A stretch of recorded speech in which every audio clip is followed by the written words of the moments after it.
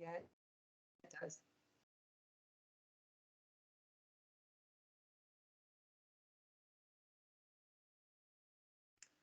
Hi, Lucy. Hello, Tracy. Hi. So I'm pretty sure we're recording now. See how it Hmm. does that? I don't know if it did it for you, but when you hit record, it kind of blanks out. Yeah, it's When I taken it's just brought your normal picture up on your profile. That's all that's come up. I right, can't and see then you now. you think it's glitching, and then all of a sudden it comes back up and Oh, right. everything's Okay. fine. Okay, so hello everybody. Today we have a guest. Her name is Lucy Ann. And she is in the midst of creating her own channel on YouTube. Is that correct? Yes, it is. Yeah. And I believe it's going to be tarot related. Mm-hmm. And she is a light worker, I believe. I have a lot of people, Lucy, that Mm-hmm. contact me and they're like, I'm really interested in your podcast, but I'm not a light worker. Right. Yes. And so I end up explaining to them that a light worker is not special in any other way other than they work with the light. That's it. Yes. It's like if you're consumed in darkness, you're probably needing a light worker, Mm-hmm. but within you lies the light, so everybody is potentially a light worker. Mm-hmm. And so welcome. I am so excited Thank to you. have you. I don't know Very why exciting. everybody that I interview has such a beautiful warm color around them, and mine always looks washed out and gray no matter what I do. So I even looked at my settings to see if I had it set on black and white, but I don't. It just seems to be the coloring by the window here. Mm-hmm. So Lucy found me through my YouTube channel, I believe, right? I She did. is she is also a member of the Lightworker Community Podcast group over Mm-hmm. on Facebook. If you guys haven't checked it out yet, all the links will be in the description box below. And Lucy, I'm just curious to find out a Mm-hmm. little bit about um, what happened. I guess, like, for me personally, Mm-hmm. I kind of came into this world slightly awake, not really Yes. fully awake, but with gifts that nobody else seemed to have around me. Yes. I did as And well. it began a Mm. very slow journey of awakening up until well, I guess the whole twin flame journey is what cracked Yeah, the nut finally completely open. it Um, does. Even though I met my twin back when I was like 12 or 13 years Uh-huh. old, and we were doing that runner chaser thing, I never really had any clue at Mm. all of what was going on until about 2017. So Mm-hmm. that was when I had my major awakening. And it's my inspiration for creating this channel too, It for this was mine pod. as well. It was the catalyst for mine as well. Yeah, So. because I really feel like this is the rise of the divine feminine. We're Mhm. leaving. And I don't know how many years, a friend of mine posted something on Facebook and I found Mhm. it really interesting, but it's like every so many years, maybe like 2,500 or something, we change signs, right? We Mhm. leave a sign and enter into a new one. So we just left Pisces Mhm. um, as a collective, and now we're in the age of Aquarius. Mhm. And I don't really truly understand it all, but it appears we go from masculine rule to feminine rule, and then we Yeah. do like 2,500 years of that, and then we go Mhm. back to masculine. And I don't know that I understand all of it, except Mhm. for I had this really strong message that came through and was written on my heart that, this is the rise of the divine feminine. This is the Mhm. the learning how to kind of find union within Mhm. first, between your own masculine and feminine energies, the art of not being codependent or too Mhm. independent, but a nice balance in between there somewhere. Balancing the Right. polarities out, the yin and the yang of it. Right, exactly. And it has to happen within here before Mhm. you can manifest it out there. Because our matrix twin is just an agreement, I Yeah. believe, we have with a karmic soulmate that says, Mhm. okay, we're going to come in together. I'm going to be your catalyst. You're going to be mine. We're going to clear years and Mhm. decades, lifetimes of karma and ancestral programming.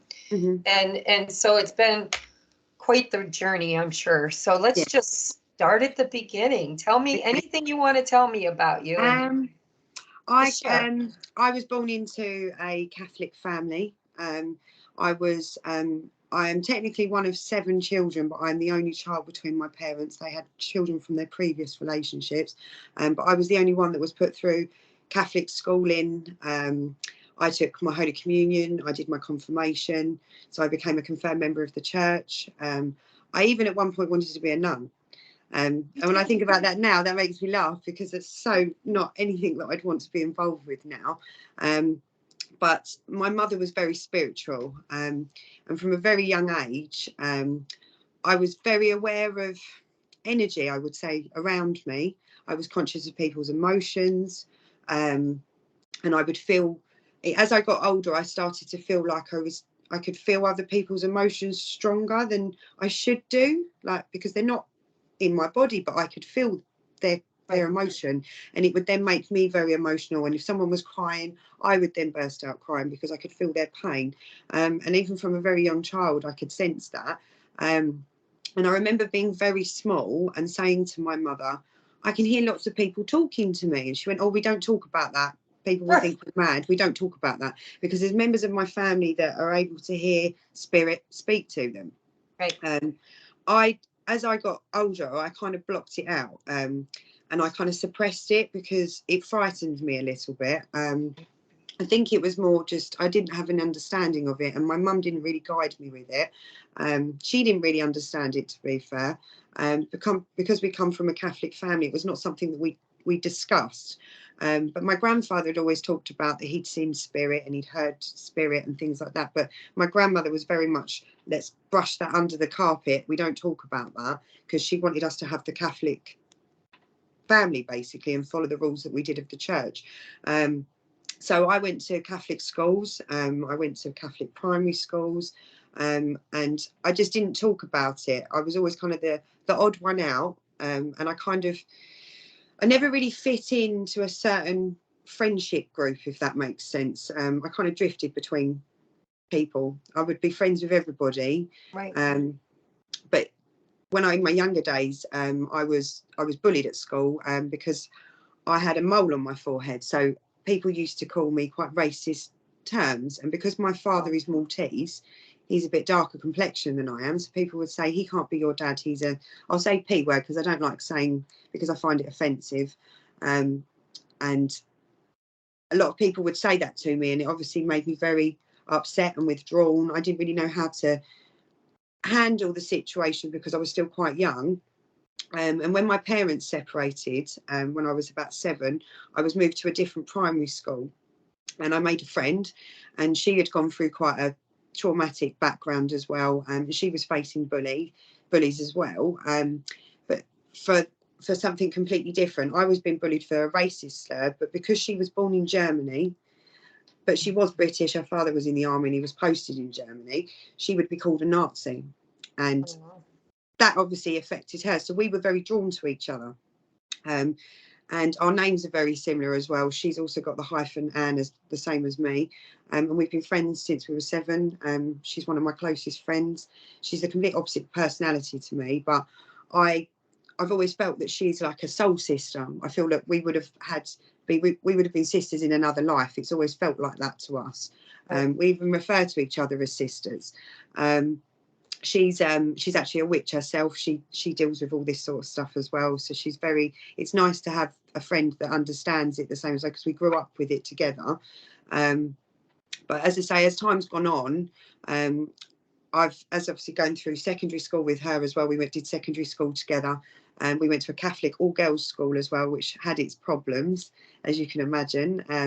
A lot of girls didn't like us because we were different. We stuck out like a sore thumb because we were goths. We dressed different. We didn't really answer to authority, and I was in a very, very dark place at that point because I didn't really I still wasn't really understanding why my parents had separated. It had never really been explained to me. I kind of worked it out on my own because my mum decided that she didn't want to be in the marriage anymore, and she came out as a lesbian. So in the 90s, that was very taboo. So trying to explain that to me as a 7-year-old was obviously quite difficult for her. So I just learned it what was going on. And then obviously starting secondary school, I didn't want to tell people that my mum was a lesbian because they were all girls. They would think that I'm the same. Right. So I kept that to myself for a very long time. Freya was the only one, my best friend, who was aware of it, because obviously she'd been to my house, she'd met my mum's partner. But on the other hand, my father was very, I don't want to say homophobic, because he's not homophobic. It was more the fact that he was hurt by the fact that she'd left him. Right. So with us being brought up Catholic as well, it's completely against the religion. Right. Man and woman should be together. So as a small child, I was very tormented between, who do I listen to? Do I listen to my mum? Do I listen to my dad? Because I knew that I loved both of them. Right. But they were complete opposites in my world. So as time went on, I realised that I didn't like what was said at my dad's house from his wife or from what he'd said towards my mother, and I'd always keep my mouth shut. I never brought it up because I was the child. You're seen and not heard. That's how I was brought up. But my mum's not like that. She's an independent woman. She's taught me how to be independent. She's taught me to find my voice and to stand up for myself. So I'm so grateful that she is of that caliber, because that's made me who the woman I am today. But it's made me realise that some people aren't fully awoken, and I do believe that my father is not awoken in this lifetime, because otherwise he would be able to be more open-minded about the world that we live in now. But he was born at the end of the Second World War, so he had very old-fashioned views, growing up in a Catholic environment as well. He's going to have these views that he doesn't know any different. But me, on the other hand, I was exposed to two different worlds, so I see it from both sides. I still have my Catholic values. I don't go to church anymore. The only time that I feel drawn to being religious of any sort is if a family member dies. I always go to church and I light a candle and say a prayer for them. But the way I look at prayer now is more meditation. That's my way of meditating, is to meditate, and I send my messages out to the universe rather than pray to God. I find it, because of the contradiction that I've had in my upbringing about the Catholic Church and the fact that they didn't agree with my mum, it was very difficult for me to. That's why I don't use words like angels or God. I'm open-minded when other people do it, like I know you do, Tracie, and it's lovely when I hear you talking about it. That's why I felt so drawn to you, that I wanted to speak to you, because of my own background with the church. But I use words like universe, for example. That would be my God.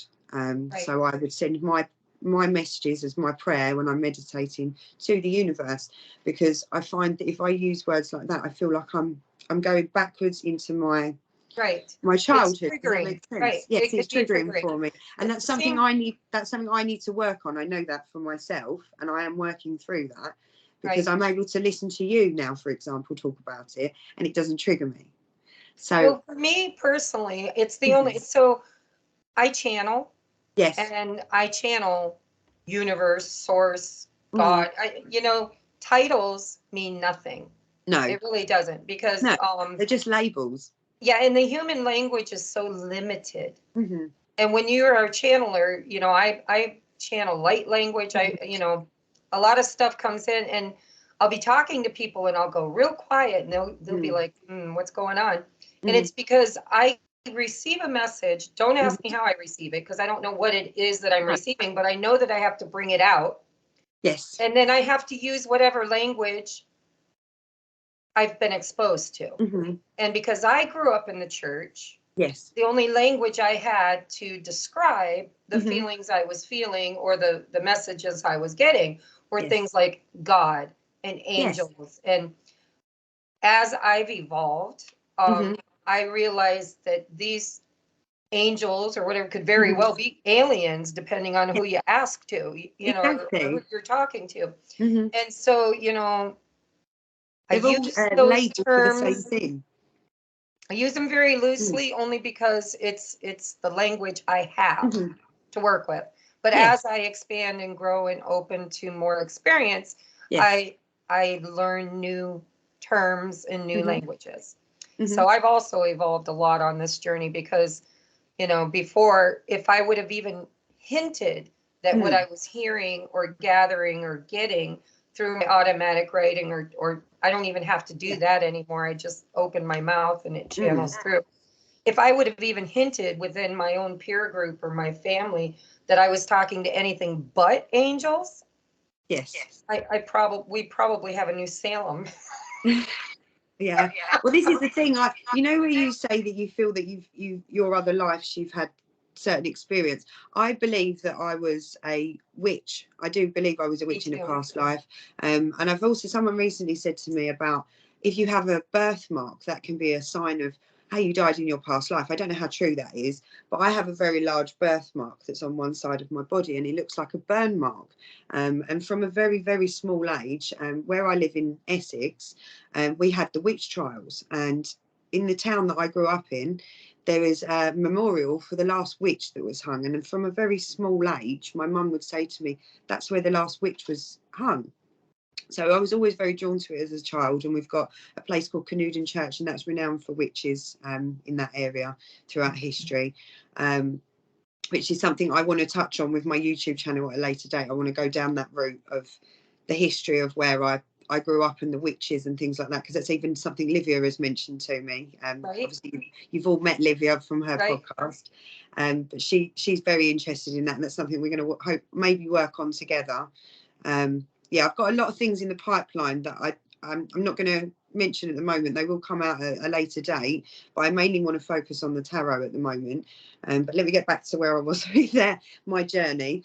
But yes, as I say, because of the turmoil that I went through with having the Catholic upbringing and obviously my mother, I was always at war with myself about who do I trust? Even though I knew I loved both of my parents, I didn't know what was right from wrong. And you want to believe both of your parents because they're the people that created you and gave you life, and they're the people that nurture you.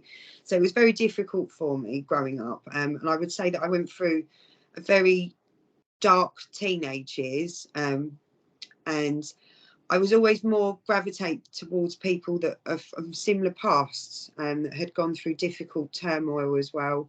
I always knew I wanted to help people from a very young age.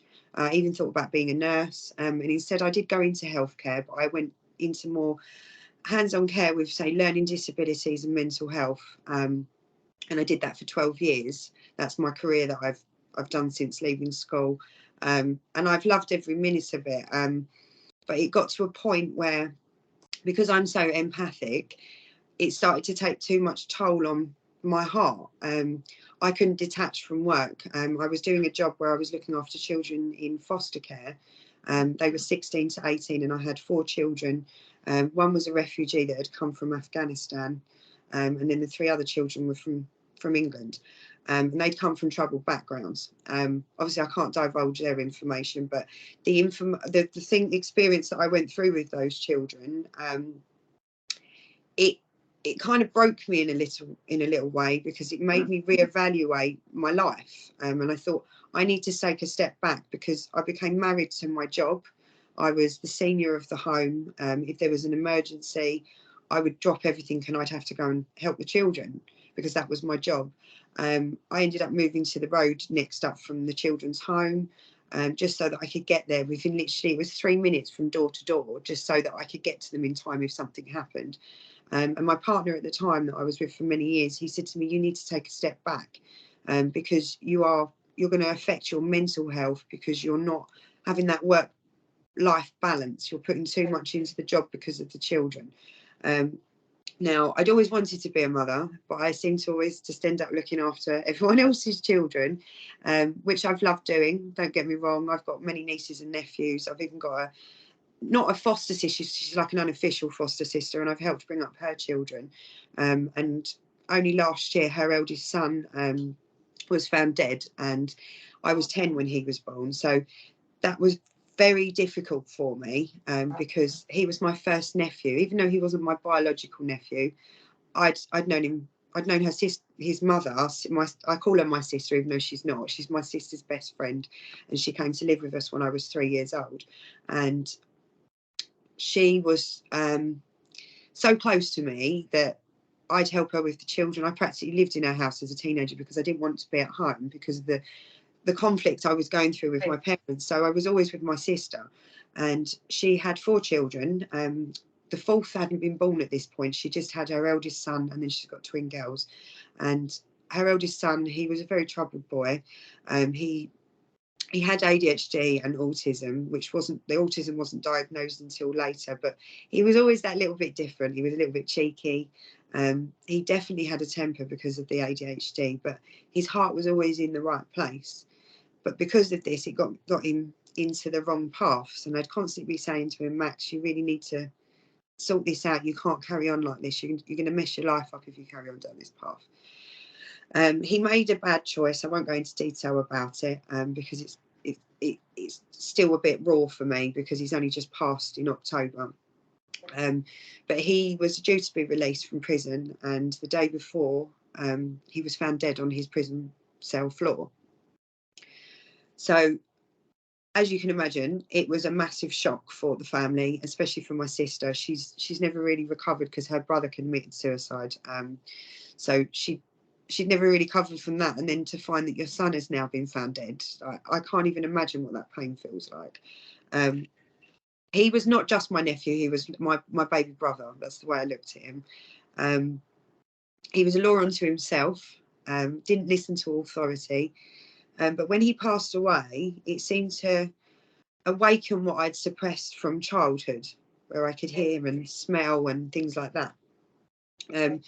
So I think it was about 3 days after he'd passed away, and I could hear faint whispering constantly, and I couldn't work out what was being said. So I just ignored it. I just thought, I'm not in the right headspace for this right now. I've just ignored it. So we're coming up to the funeral as the weeks have gone on, because obviously we had to have him, obviously had to be seen and checked to see what had caused the death. Basically, I think it was a few days before the funeral. It's really strange because at the time I couldn't understand why I was smelling it. I kept smelling pickled onion Space Raiders. I don't know if you get them over there. The very strong smell of pickled onion. They're a cheap crisps that the children always tend to eat, and Max always ate them as a child. And I kept getting this strong smell constantly the days leading up to the funeral. And I kept thinking, oh, that's got to be my Max. He's obviously showing himself to let me know that he's okay.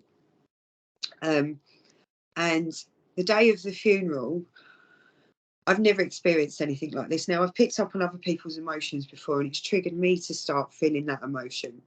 But I've never felt anything like this before because I've got members of my family standing there. I've got my nieces, my little nephew. I've got my sister. I've got my other sister and my mother there. I've got all my nephew's friends standing in front of me before we've even gone into the building. And I started to vibrate, and it was so overwhelming because I could feel everybody's emotions at once. I'd never experienced anything like that before. And there was only one person in our family that noticed, and it was my youngest nephew's father. He saw that something was wrong with me, and he stepped over towards me because he knows I'm into the spiritual thing, and he knows that I hear occasional things or smell things. But he picked up on my energy straight away that something was wrong, and he literally just held me for, I don't even know how long it was, but my body didn't stop vibrating that whole time we were in the church. Even his friends, when they were getting up talking and things like that, my whole body was going. My mum was actually squeezing my hand to try and stop my body vibrating. It was very overwhelming. But the one thing that gave me some sort of clarity that he was okay, that he understood at the end that it was okay, was he was learning about the spiritual awakening and meditation and the next life and things like that. So that has given me peace to know that he wasn't scared at the end. Right. Because I was terrified that he'd laid on that floor, scared that he was going to die and didn't know what was on the other side. But he'd been studying all about it in prison. So that gave me reassurance that he was going to be okay. I see that Max was a starseed, 100%. He was a very troubled boy. And I believe that he was only meant to be here for a short space of time. We even used to joke about it when he was little, and I know we shouldn't have joked about it, but because he was so naughty, we used to say to him, "You carry on, you're not going to be here very long." And that's exactly what happened. And I feel like we may have manifested it for him, and I feel awful for that if that's the case. But that was his journey, that was his life contract that he'd obviously chosen. In such a short life of 26 years, he was able to have that awakening just before his passing, and I'm so glad that he was able to experience that. And I feel that Max guides me now. From that moment, I feel that he's my guide. But the reason why I initially started this, as I say, the catalyst, we all have our catalyst with the twin flame. I didn't even know what the twin flame was. I'd been doing tarot, like I'd seen my mum do it since I was a child. And always I understood the cards, I knew how they worked. I bought my own pack of tarot cards when I was 18. And I dabbled in doing readings for friends and things, but I'd never charged for it. It was just a hobby.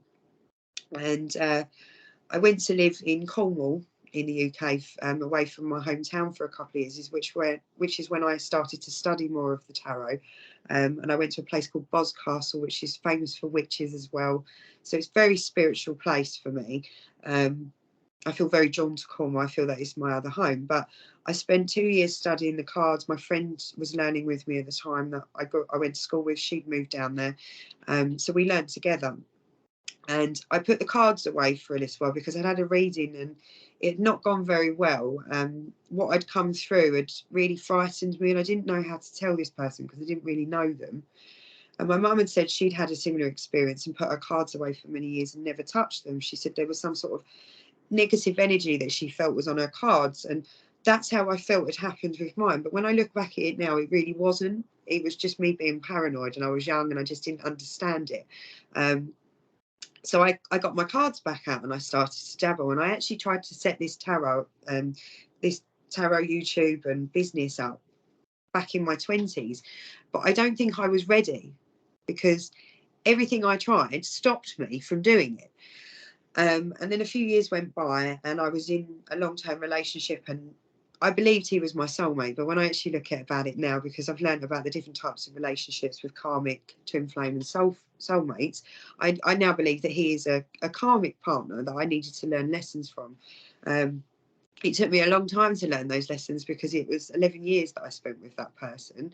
But I'm grateful to have had them in my life because they helped me learn things that I probably wouldn't have learned without them. So I actually met my twin flame while I was still in that relationship. Very serendipity. I just moved into the home that I'm in now, and the landlord had decided 2 months after I'd moved in that he was going to put it on the market. So that meant I needed to find somewhere to live. And I just found this home. I loved this place. I didn't want to leave it. I thought I found my forever home. But obviously this landlord had other ideas. Many estate agents, or I think they're called real estate agents over in America, they came over to try and sell the property, and it just wasn't happening. And then one day I was told that a company was going to send someone around to do an evaluation and take pictures and things. And this gentleman turns up on my doorstep, and I opened the door. Now, I'd never met this man in my life. I knew I'd never met him, but something told me that I knew him. I felt like I knew him, but I knew I didn't. I'd not met him in this life, but something really drew me to him, literally as soon as I opened the door. And immediately our energy started bouncing off of each other. And as time went on, we got to know each other. We realised we had a lot in common. We already had each other's numbers from where he was obviously doing the viewings.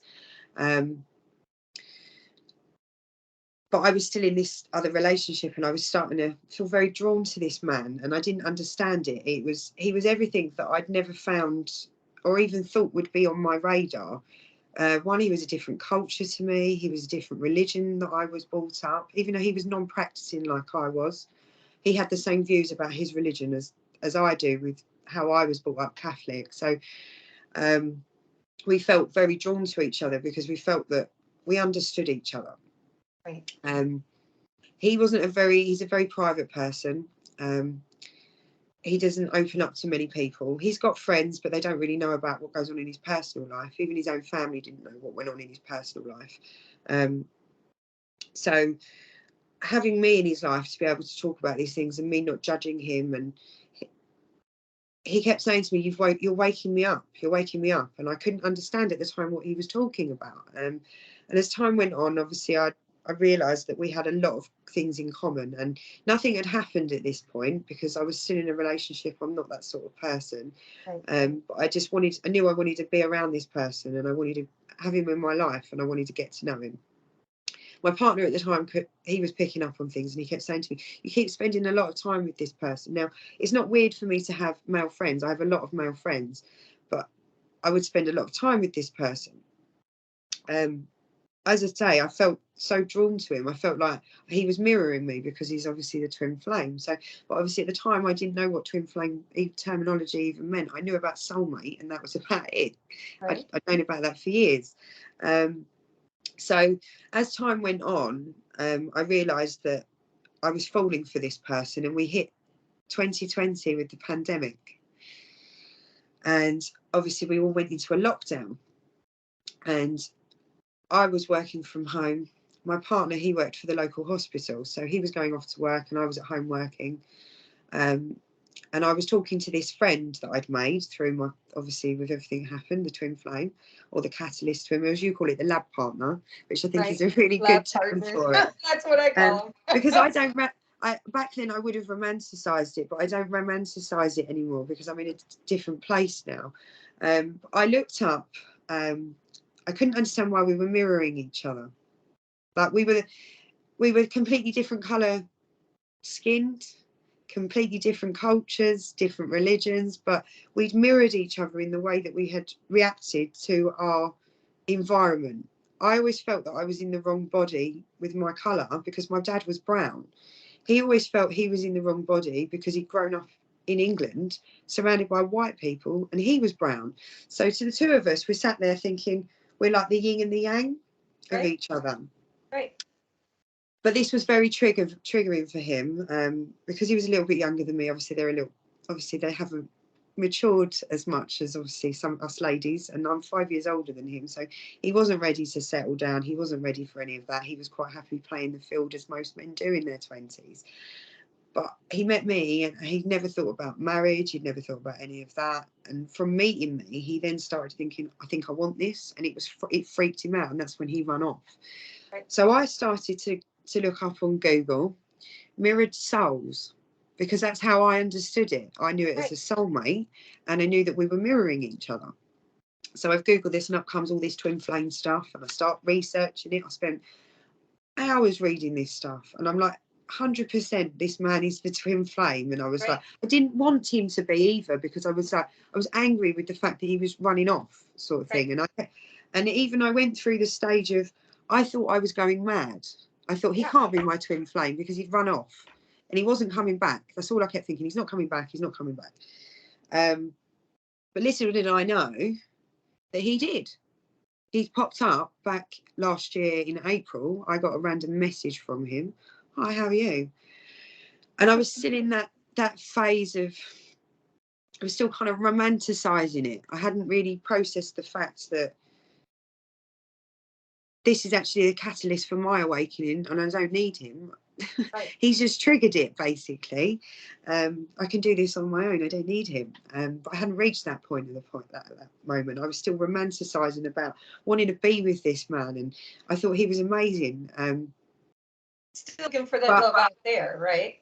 Exactly. That's what they show us, is, they do. Back here.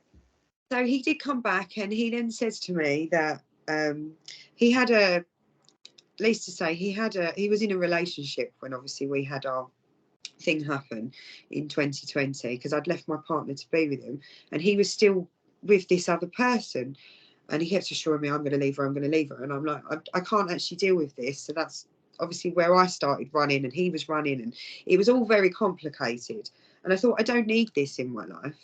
And that's obviously where we got to in April, and then he came back and he says to me, I need your help. And I've always been very open to him. I've always been there if he needed to talk to me. I was his friend before anything happened. And I was that one person that he could open up to and talk to about things.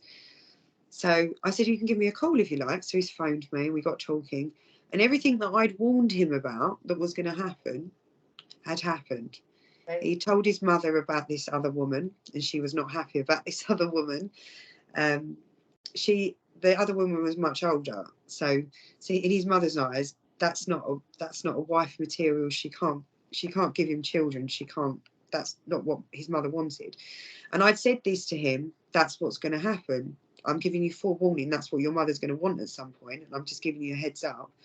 And he kept saying to me also when we were together that I reminded him of his mother. Mm-hmm. This is the other thing that I've learned from Livia, where we've been learning about this, is he reminds me of my father. Right. All of the things that trigger me with my father, he does the same thing. Right. And I do the same thing that his mother does. It's called trauma bond. Exactly. So, as I say, when he came back, he says to me, I've told my mum. And I said, I knew this was going to happen.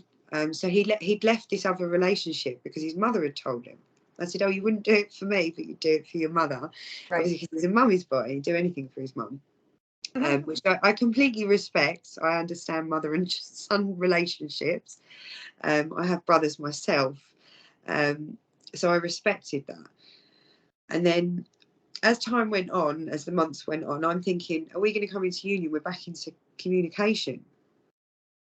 But then I realised that he wasn't ready, and neither was I, because then I run. Right. Oh, yeah. I actually run back to my partner that I was with previously because I was scared. I kept thinking, well, I know what I've got with him. I know that everything's going to be normal. I've had that for over a decade. I know what to expect with that. So I then realised just before Christmas, actually, that was not healthy.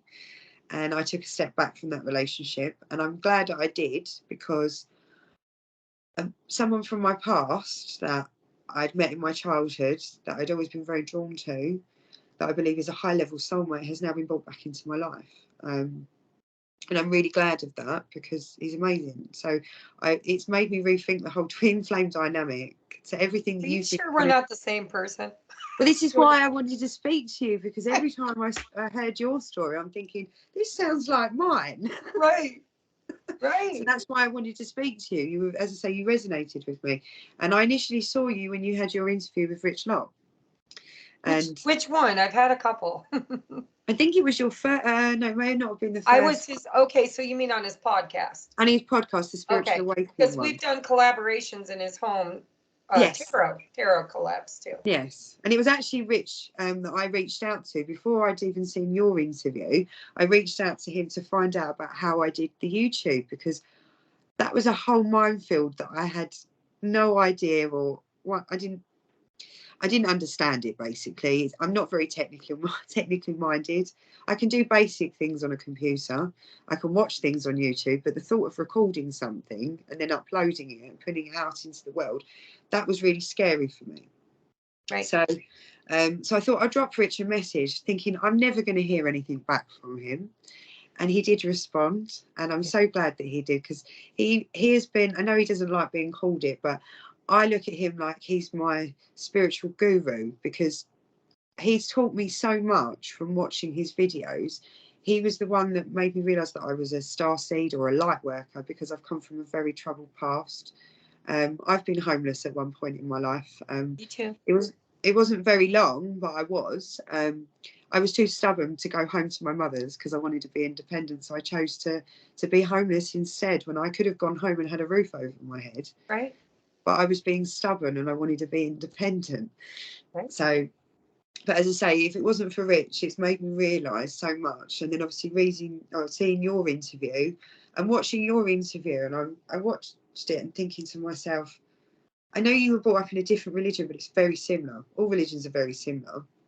And I felt like I was watching myself, but as an older version of myself. Does that make sense? Like, your story resonated so much with me because it was so similar to my own. Right down to the foster care thing. I mean, yeah, literally. Exactly. I've even considered being a foster parent myself. I've worked with foster children. I've got an unofficial foster sister that I grew up with. I've got friends that are foster parents. I've even discussed it with my partner. We've discussed that that's potentially something that we'd like to look into in the future. Because I've always wanted to be a mother. I've always felt that I am a mum, even though I've not had my own children. I've been a mum for so many other people.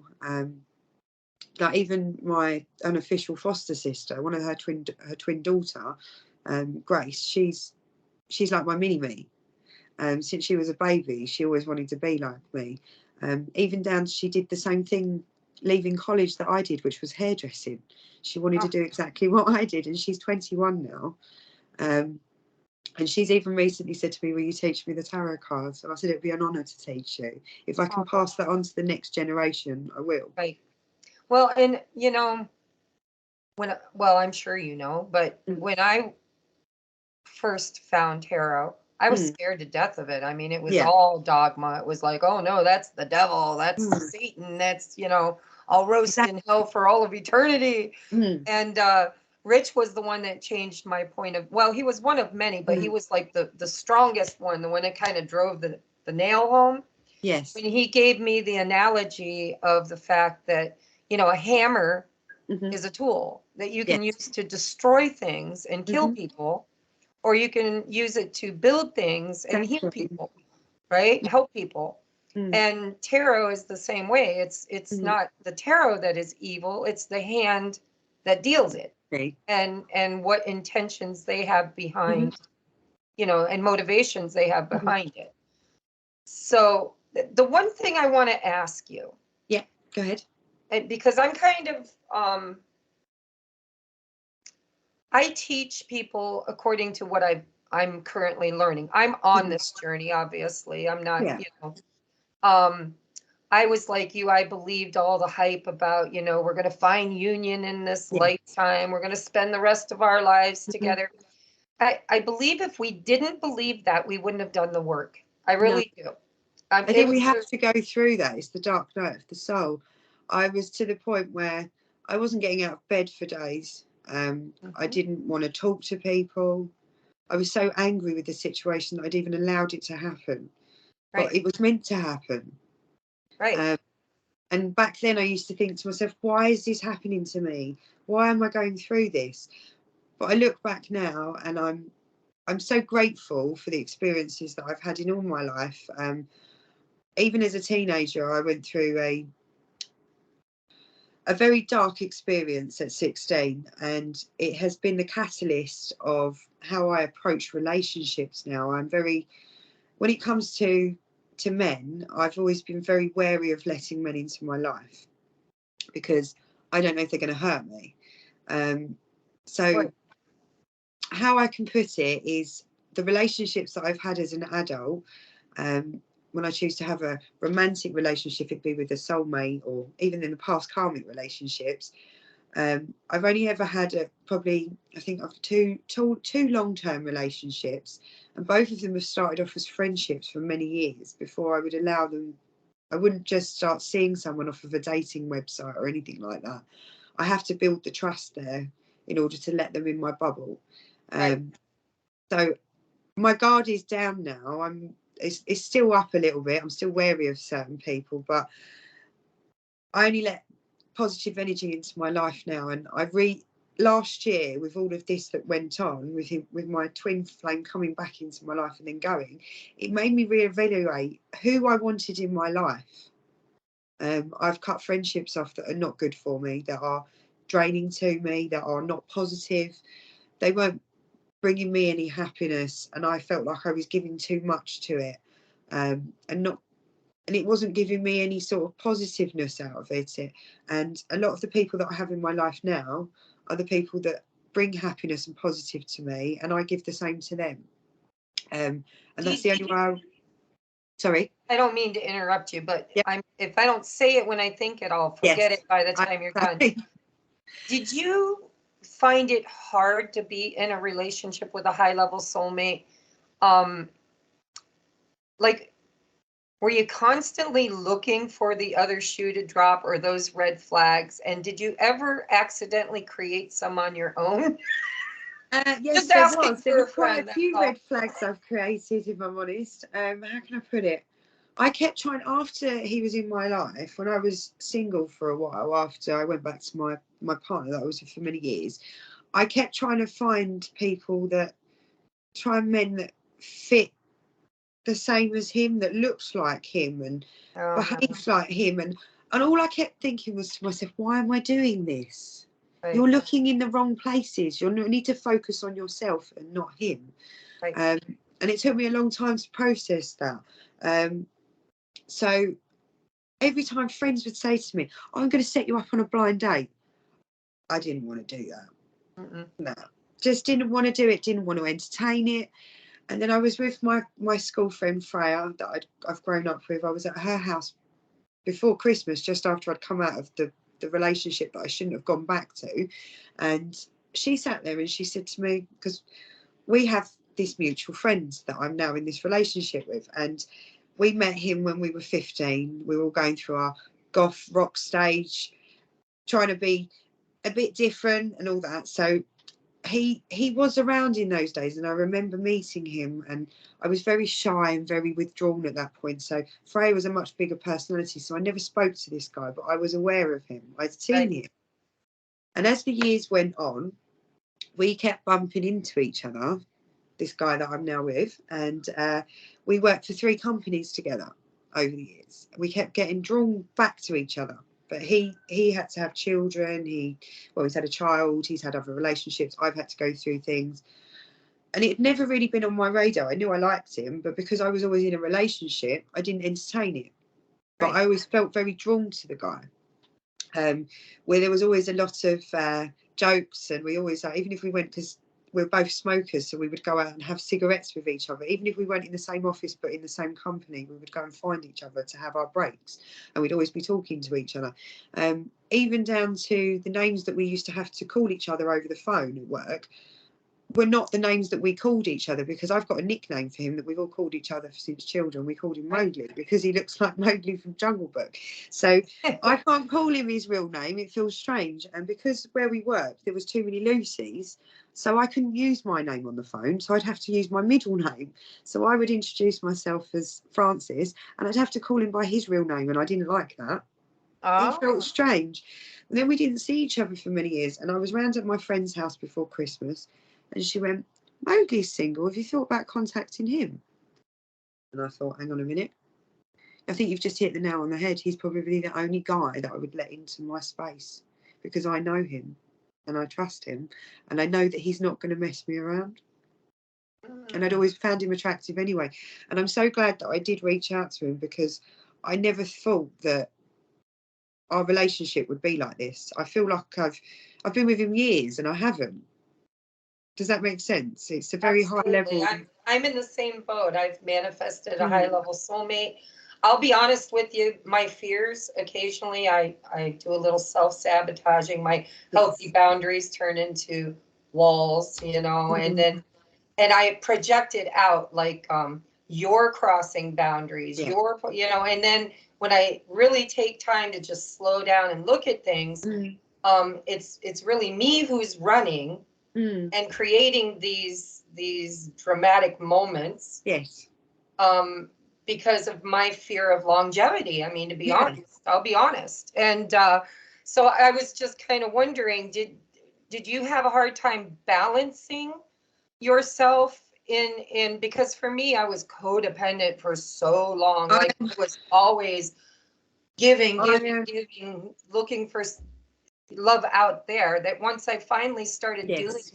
my twin flame journey, I feel like I have to practice Mm, everything I learned, you know, being in that Empress energy. Sometimes I fall out. I can tell when I do a reading for myself, just an mm, energy check-in. If I show up as a queen, I know yes. that I'm back practicing. Okay, what does this queen represent? What is the light attribute? And Mm, are you possibly needing a little strength in that area mm, right now? And so, you know, this new moon right here has been very mm, challenging for me personally because it's Pisces, and Pisces mm. is you know, Very emotional star well, sign. it's also where my Chiron sits, so Mm. anyhow, I was just wondering, was it perfect? Or did you have to work at it? Is balancing, do you find yourself practicing I'm very, Empress energy? it's very difficult for me because, how can I put it? I was a daddy's girl, so he taught me so much about codependency. If I wanted it, daddy gave it to me. If mummy said no, daddy would say yes. So I learned very early that I could be quite codependent on my father, even as when I was in my 20s. And I wouldn't speak to him for months. And I would constantly be saying to him, can you send me money, Dad? Can you do this? Can you do that? Can you help me with this? And I became so codependent on my father. But because I'm his little princess, he wanted to help me. And he even said to me just before Christmas, he said, I was too soft on you. And he said, I should have been harder on you because you would have learned quicker to stand on your own 2 feet. But on the other hand, my mum has always taught me to stand on my own 2 feet. She was very much of his system that I didn't need a man to set up a home and do these things. I could do that on my own. And that's exactly what I've done. Even when I was in that long-term relationship for over a decade, we lived separately. I had my own home, he had his own home. And that wasn't through choice. I wanted to settle down, but he just wouldn't. And this was the karmic cycles that we were going through until we learned that lesson. And I've realised that now. But yes, I've made a lot of codependent situations because even on that karmic relationship with that partner, I was codependent of him and he was codependent of me. And I pointed this out to him when we were still together towards the end. And I said, I'm too codependent of you, even though we don't even live together. And you are exactly the same. If he hasn't got it, I would try and find it and he would take it off me and vice versa. And it was too much on both of us. And I feel like I ended up destroying a friendship that because I got involved with him, because it became a karmic cycle. But in the long run, it's taught us both lessons. We now know what we don't want in the next relationship. And I do hope that one day we'll be able to be friends again. But it's one of those things at the end of the day. I've not exactly been, the last few years has been quite a big turmoil for me. I've met my twin flame, I lost my nephew, my father's dying, and I had to bring my relationship to an end because of what was going on. But in the ultimate of it all, I found my independence of my divine feminine and realised who I was and what I wanted from my future. And that's why I went down the tarot road, because I'd always wanted to do this to help other people. So I specialise mainly in karmic, soulmate and twin flame readings. I will do general readings as well if people request it. And I have other readings that are particular subjects, but it's very rare that someone will ask for those. But I want to help other people that are on this journey. And that's what Livia and I both do for Crystal Clear, which is the company that I obviously mentioned to you. She does more readings for them because I've got another job. I do it as and when I can for them. But we are the only two readers the company have at the moment who understand the twin flame dynamic because of our own journeys. And if I can help just that one person realise that they're not going mad and they have to go through this dark night of the soul. And Or there if is they are going mad, we're all going mad together. We are going mad, but it's an awakening from it. You know what I mean? And I've had friends say to me, "No, you're batshit." Like, excuse my French. And I'm like, it's because they don't understand it. They're not fully awakened to understand it at this point. I even had a friend a few years ago that was diagnosed with schizophrenia, and the things that she was coming out with were all spiritual stuff. And at the time, I was like her family. I believed that she wasn't well, and she kept talking about angel numbers and sequences. And she saw that I did tarot cards, and she started delving into learning about that. And she then started saying that she was communicating with aliens and things like that. And I kept saying to her, if you keep talking like that, people are going to think something's wrong. And that's what happened. Her parents ended up having her sectioned, and she was diagnosed with schizophrenia and psychosis. And because of the medication that they gave her, it's now fed into that she now gets hallucinations. But part of me is now thinking maybe she was just having a spiritual awakening, and there's that fine line between losing your head and your spiritual awakening. And I wonder if she was at that path and we just didn't see it. Now I've gone through certain things myself, but I don't look at it as like aliens. Other people would call it that. I just think it's the universe. It's just those words that we all use, that different terminology for the same thing.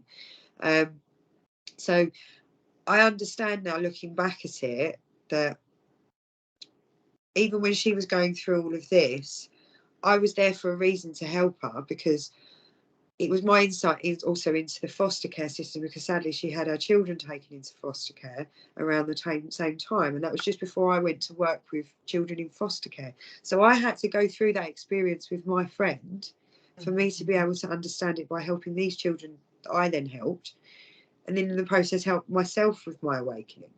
So it's all been a ripple effect.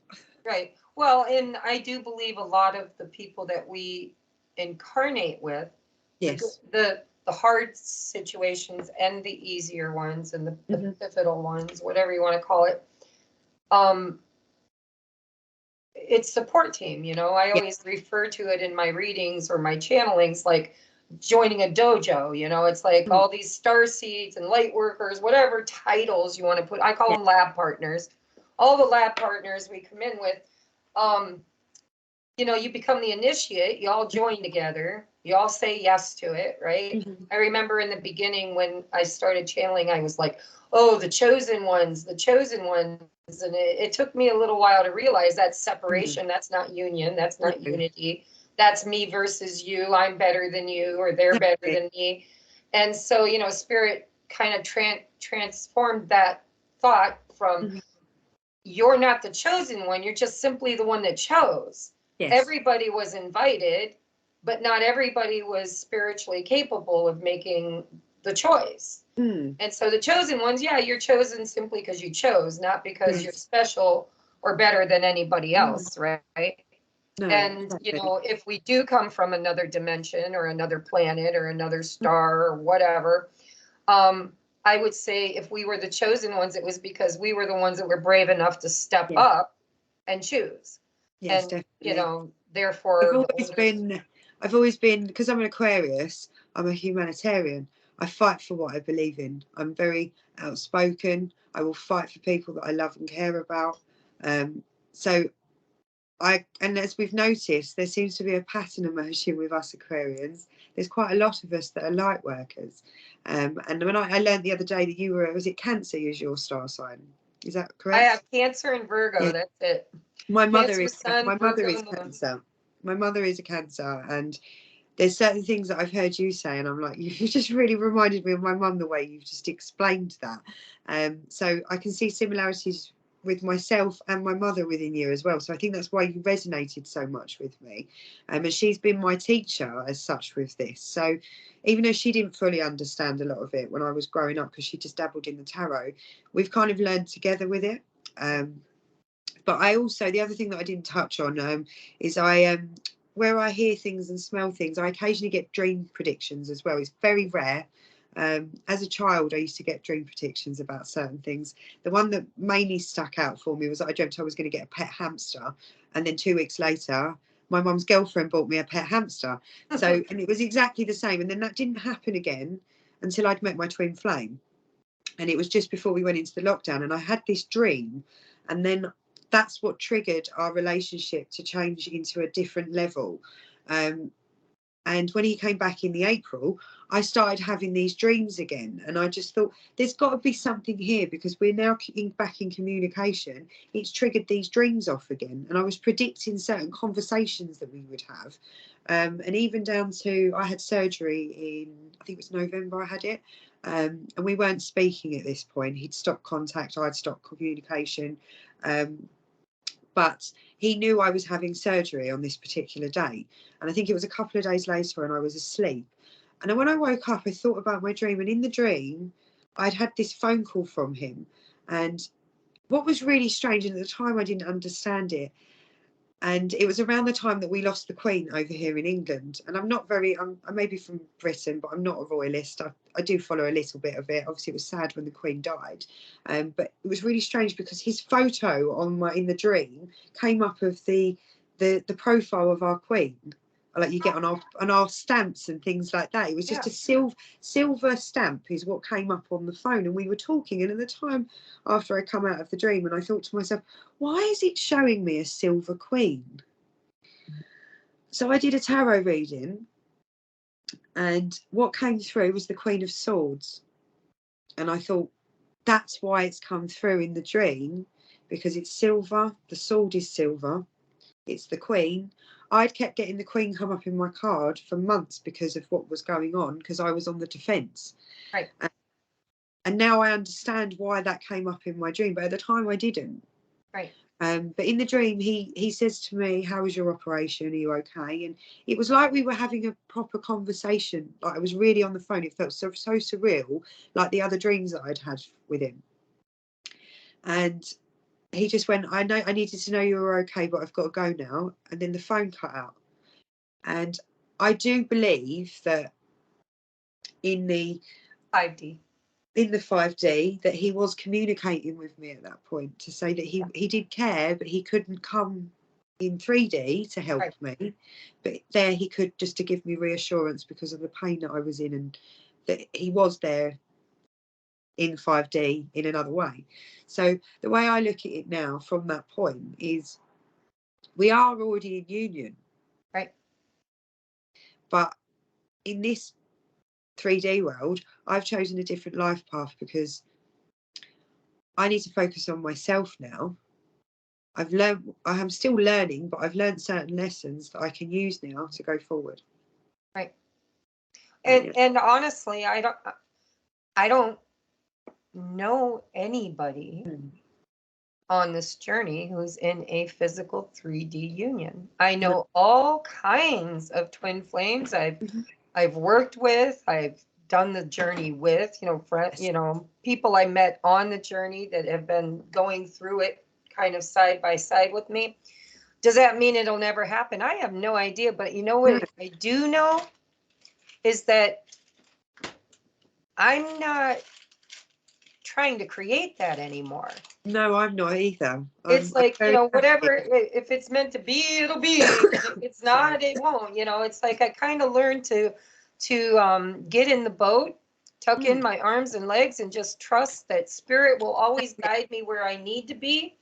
And then, of course, I'm co-creating, so I'll have to make decisions on that journey when I come to crossroads and whatnot. But I am the same way. I have had dreams where my twin will come to me, and there's like this ledge. It almost looks like by the Grand Canyon, like there's this huge canyon under us. We're sitting on a ledge, precariously dangling our legs over, like we could fall to our death, but we're sitting there calm and serene. And we talk like best friends. It's not romantic. We don't hug, we don't kiss, we don't make love, we don't proclaim undying anything. He just sits there and says, I miss you. How are you? Is everything good? Do you need me? There's been a lot of times where he's asked me, do you need me? And then there's been times where he said, I'm coming back. I'm coming. And then he does in the 3D. But now I get to the point where I have that unconditional love. There's no anger. There's no resentment. There's, you're doing you. I'm doing me. But I still feel like almost like identical twins. Like when something goes wrong in his life, I feel it intuitively, or I dream about it. We're always in 5D communication, not always, but I mean a lot. And the 3D version of him is just really going through a lot right now. So I know that my twin he's gone through a massive shift in the last year. His whole world has been changed. So I know at some point, even though we're not in communication, I would never block him out of my life. Me neither. If he wanted to speak to me and he needed to talk to me, because I'm that one person that he's always been able to open up to, my ear is always there for him to talk to at the end of the day. I don't know whether or not I would allow him into my space, because the relationship that I'm in now, I want to focus on that and my life path at the moment. I don't know whether or not we will be in union in the future. If it happens, it happens. But I'm very happy with where I am, and I just want him to be happy and to find his happiness. That's all I want. But if he ever does see this, he knows that he can contact me. That's the way I look at it. If he ever does need to speak, I will always be his friend. Right. And that's the way I look at it. I hold no malice or anger or nothing anymore. I'm just at one with it. Another thing that I think, and I don't know if other, divine feminines or twins think this, but when it used to be, if my twin reached out to me, I would get triggered. I'm like, oh, what now? What do you want now? What new torment or torture have you come up for me even when this he reached time? out last year to me, I remember I had actually been asleep. I'd taken a nap. I wasn't feeling very well, so I'd gone to lay down, and I heard my messenger go off on my mobile, and I thought, who's that messaging me? And I thought, oh, I'll check it later. And I saw the name come up, and I at first I thought I was still dreaming, because I was half asleep. And I thought, no, you're not dreaming. Sit up and actually read this. And I sat there for a minute, and I'm like, do I open this? And I thought, no, you need to open it. You have to open it, because if this is what you thought it was, this is what's happening now. He's come back because he needs your guidance. Right. Now you are the mirror. Yes. Yes, because you're lab partners, right? It's like Yeah. they were our mirror to show us all of our shadow, all of our fears, all of, I refer to, I'm sure you've heard me, but for anybody that's tuning in that, doesn't watch Tracie's channel, Yeah. like a fish aquarium. Imagine this is a fish aquarium, and there's all this stones and pretty little stuff down here. And when it comes time to clean it, you go in, you clean it up, you make it look nice, right? Yes. And everything seems okay, right? But your twin will come in and shake that sucker up, and everything you hid from yourself, every fear that you were just spiritually bypassing, every trigger that you just said, oh, I'll deal with that another day, comes right up to the surface. And now it's your mirror. It's right there. You can't see through it. You can't see beyond it. You have to deal with it. I'd never been a chaser in a relationship. This is what I could never understand. I was like, what are you doing? Like, if they want you, they will come to you. That's the way I'd always looked at it. So the fact that I was chasing this guy, and I just thought, what are you doing? He's younger than you. What are you doing? It didn't make any sense to me, because it just didn't. But even at the time when he kept saying to me in the beginning, you've woken me up. You're waking me up. And I didn't know what he meant back then. And when I look back at it now, he was having his awakening. Now, we both meditated as well, and he was always trying to encourage me to meditate more. And he said it will really help. And I'm glad that he pushed me to do it, because I do it every day now. I do yoga and meditation, which is something I plan on expanding when I've set the YouTube channel up. I want to be able to teach that and help other people with it, because it is so good for the body and your mind. Right. So when my twin comes knocking, and he does occasionally, Yeah. On and off for 43 years. Wow. We met 43 years ago. But and I can't tell you how many tragic endings, big breakups, big fights, big I don't ever want to talk to you. Don't knock on my door, don't call me, don't, give my number.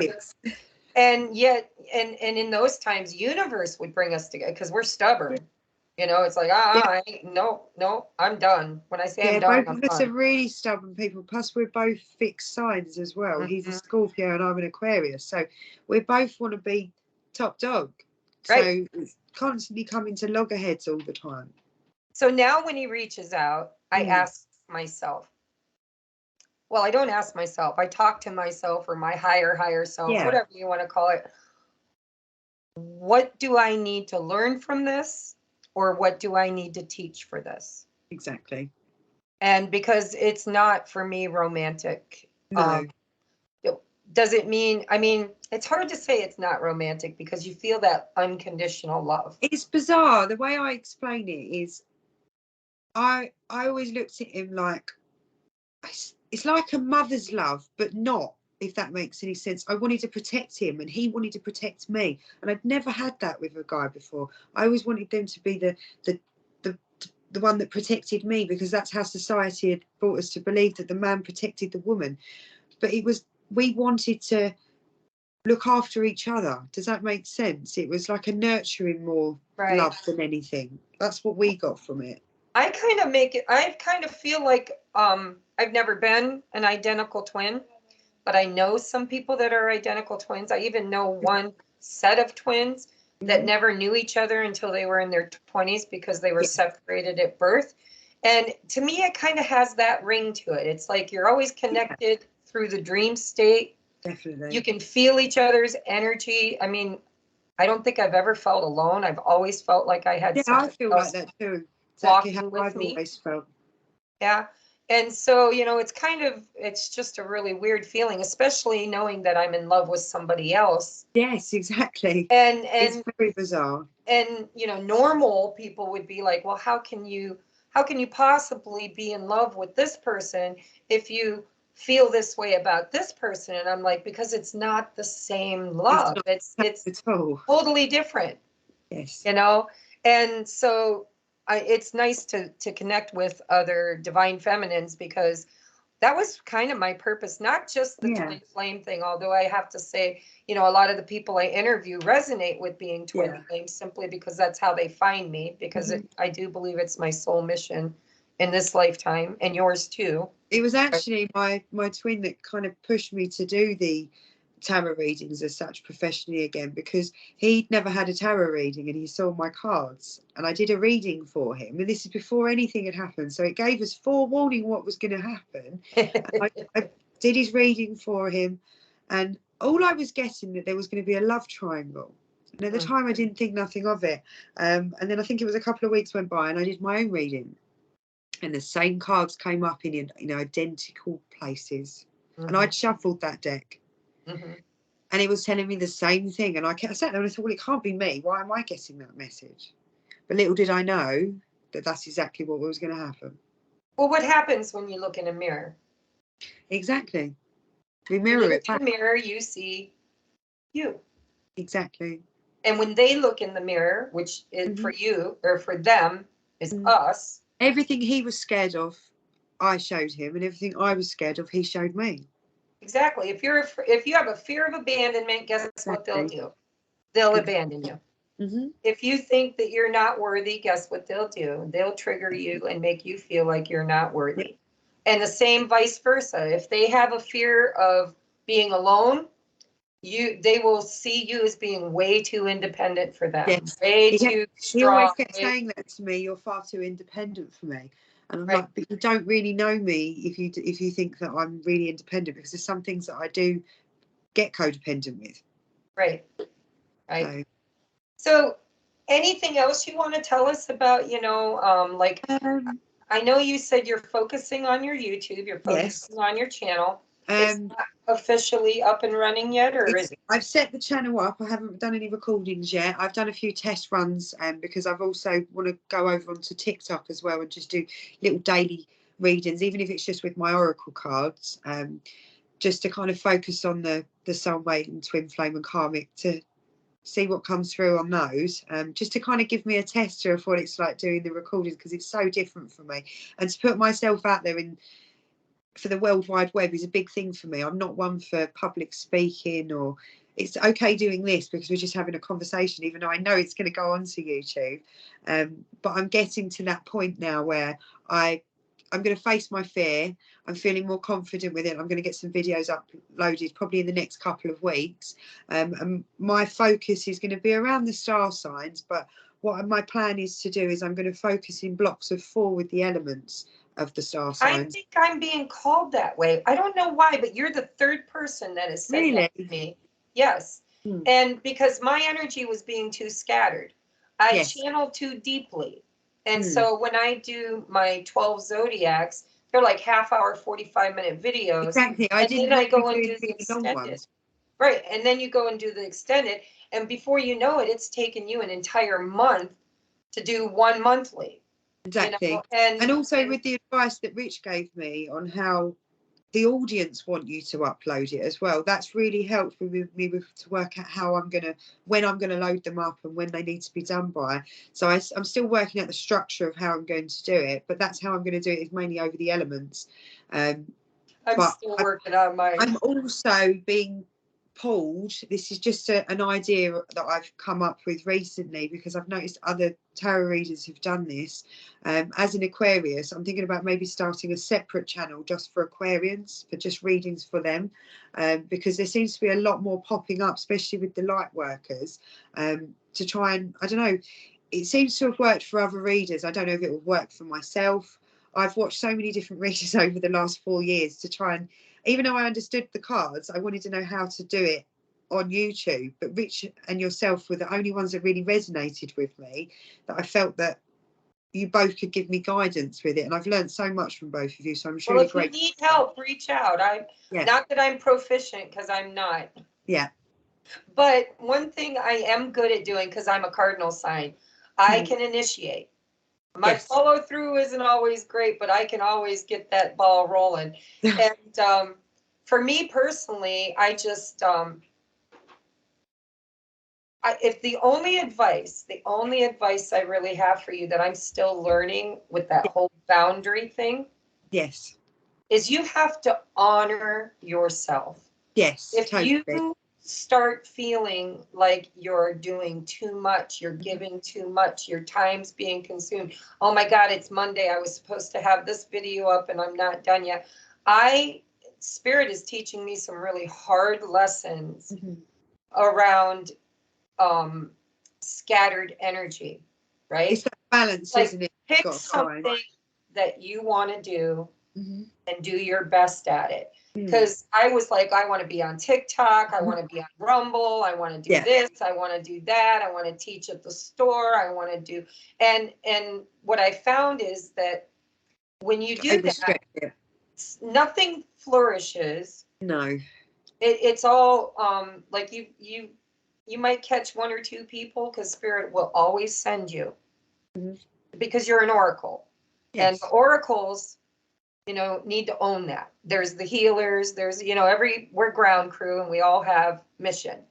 And some of us are multitaskers. We have many missions. But for me, I was told specifically in my channeling, you are the oracle, which really rubbed me wrong, because I was raised in Christianity where nobody's more important than anybody else, And so the way it read was, you are the oracle that incarnated at this time to help 3 waves of, they didn't call it twin flames, they said high level soulmates, light or star seeds and high level soulmates through, and they didn't even call it the awakening, they said walking them through their Akash and clearing ancestral trauma and karma. And so I offer what I call a deep dive. Yeah. And it's a healing session where I talk to people about their childhood. And I just know, I can't explain it, but I just know the minute they start talking, trauma. Yeah. There's the trauma. That's where it started. That's what it's all about. And so I can see things that they can't see. And then when they start talking about, they have this person that they met and they don't understand why, I met him one time and now I can't quit thinking about him. He's on my radar all the time. Then it's like, I'm like, exactly. Well, you have both signed up maybe as lab partners to heal your ancestral line, to break old traumas, and to, it's like we're laying new ground. Definitely. Well, it's kind of like we're going through the Akashic records, and because we are evolving from one era to another, right? We just left Pisces, which was also the age of the Iron Age, right? And now we're entering into the age of Aquarius, which is community. It's the etheric, the age of ether, I guess is what I would term it if I was going to term it something.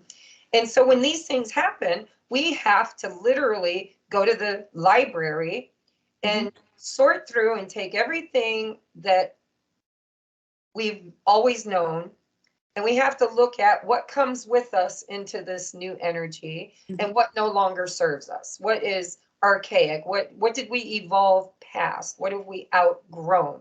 It's like going through your closet when you just had a huge growth spurt. Yes. Right? It's like you can hold on to it if you want to, but it's just taking up space. Exactly. And because energy is energy, it just transfers. It just morphs. Anyhow, it's hard for me because like I get these downloads, but there's no human words sometimes. I understand now why Jesus taught with parables. Yes. Because you have to take what you get and turn it into terms that people can resonate with. People can say, oh, I've felt that, or I've seen that, or I've done that. And so, yeah, I understand now why Jesus talked in parables. But I also understand how people take those parables and think they're literal when it's just a way to communicate in a way that people can meet in the same energy, I guess. So I'm very, very interested to see once you get your YouTube channel up, maybe you would just bless me with a collaboration at some point. Definitely. No? I was going to say to you, because Livia and I, we do readings for one another rather than read for ourselves. So I wanted to offer you one of my readings if you wanted one, as like a thank you for letting me come on the podcast, because this is so out of my comfort zone doing something like this. And I thought, when I reached out to you, I thought, no, I'm going to do this. I need to get myself out there. I need to explain my story, because my story might resonate with somebody else's. Right. If it will. If you resonated with me, hopefully my message will resonate with somebody else. And I will be doing private one-to-one tarot readings. It won't just be the YouTube channel. I plan on doing like a Skype one, like as if we're talking now. But they will be, obviously, they'll be booked privately, and then obviously I can be reached through the company that I work with, Livia. That's over the telephone though, because I'm not booked on shifts like Livia is. It's a case of, if they want to book for me, they have to book an appointment, and then they'll let me know when it's booked in. But mainly I prefer to do the private one-to-ones, because I can delve deeper into someone's reading, and I can be more free with it when it's not through the company, even though I'm self-employed with them. Right. Yeah. So I have one last question, because I want to pick your brain for a moment. Do you like cold readings? I love cold readings. I do. I like to, how can I put it? When I do a reading for somebody, I always ask them, is there anything in particular they want any guidance on? Just to give me a bit of insight, because it kind of helps me tell the story when I look at the tarot cards then. But as I try to explain to a lot of people, what cards come up for, say, one person, if those cards come up for another person, that could mean something completely different, because the energy might be different. Right. So, but it's also something else that I want to look into. I saw you were doing it as well, where you wanted to help people learn tarot. I've thought about doing that at a later date as well, but obviously I want to get the channel up and running first. But there's so many things that I've got an idea of, like, for example, eventually, at the moment it's been built, I'm having a website built, and it will have the booking system that they can book appointments with me for readings. But I'm going to be working with other people that work in the spiritual community that make products. Say, if they make jewellery that's spiritual jewellery, or even sell crystals, that sort of thing, or dream catchers and things like that, or even down to clothing, because I've got friends that have got their own clothing brand. So my plan is to kind of create this website that brings these companies or these little small businesses together, so that they can sell those products basically through my website, and I wear those products and have them behind me on the wall and things, so people can see those products as a form of advertisement. That's awesome. Well, I mean, and like, I have my friend Sherry Lynn, I did a podcast with her. She has a real store where we do all of that. And so, you know, it's a good community service too, because like we're not supposed to just help people virtually. No, We're also exactly. supposed to hold the light, you know, where Well, we. I also was even saying to our mutual friend that we've got through, I won't mention name, but we've got a mutual friend through the community. And when I was speaking to them, I said to her about their blog, for example. I said, I'm going to have a section where I'll make sort of references to people that I think that would be good for other people to learn about. So they can reach out and read their blog, for example. Right. Or I can suggest other tarot readers that may not resonate. I may not resonate with that person, but I can put you or Rich on there, for example, and say, Right. this tarot reader might be able to help you if you don't feel that I can help you. So then it kind of helps each other in the same way that you're trying to bring everyone in as a community. So I will have a suggestion page for other people within the community. If Well, I and don't help them, then I can then point them towards yourself. that's what we're building. So Yes. another friend that I just did a podcast with, which, you know, was supposed to be an interview, but we did the interview and the recording didn't take. Ah. And so we redid it, and it ended up being more about what she does than how she got to where she did. And I think we didn't realize we were doing it, but it was like we had just had those conversations and they didn't end up on video. So we were still moving forward. And so at some point I'm going to bring her back and ask her to go back over her, you know, awakening part and how she got there. But she is creating a platform, like her own YouTube, right? Where you can say what you want to say. You can talk about topics that are, you know, considered off limits in other areas. Yes. And she's also creating a directory by where she can bring people together, people with, you know, services to offer and people who need those services.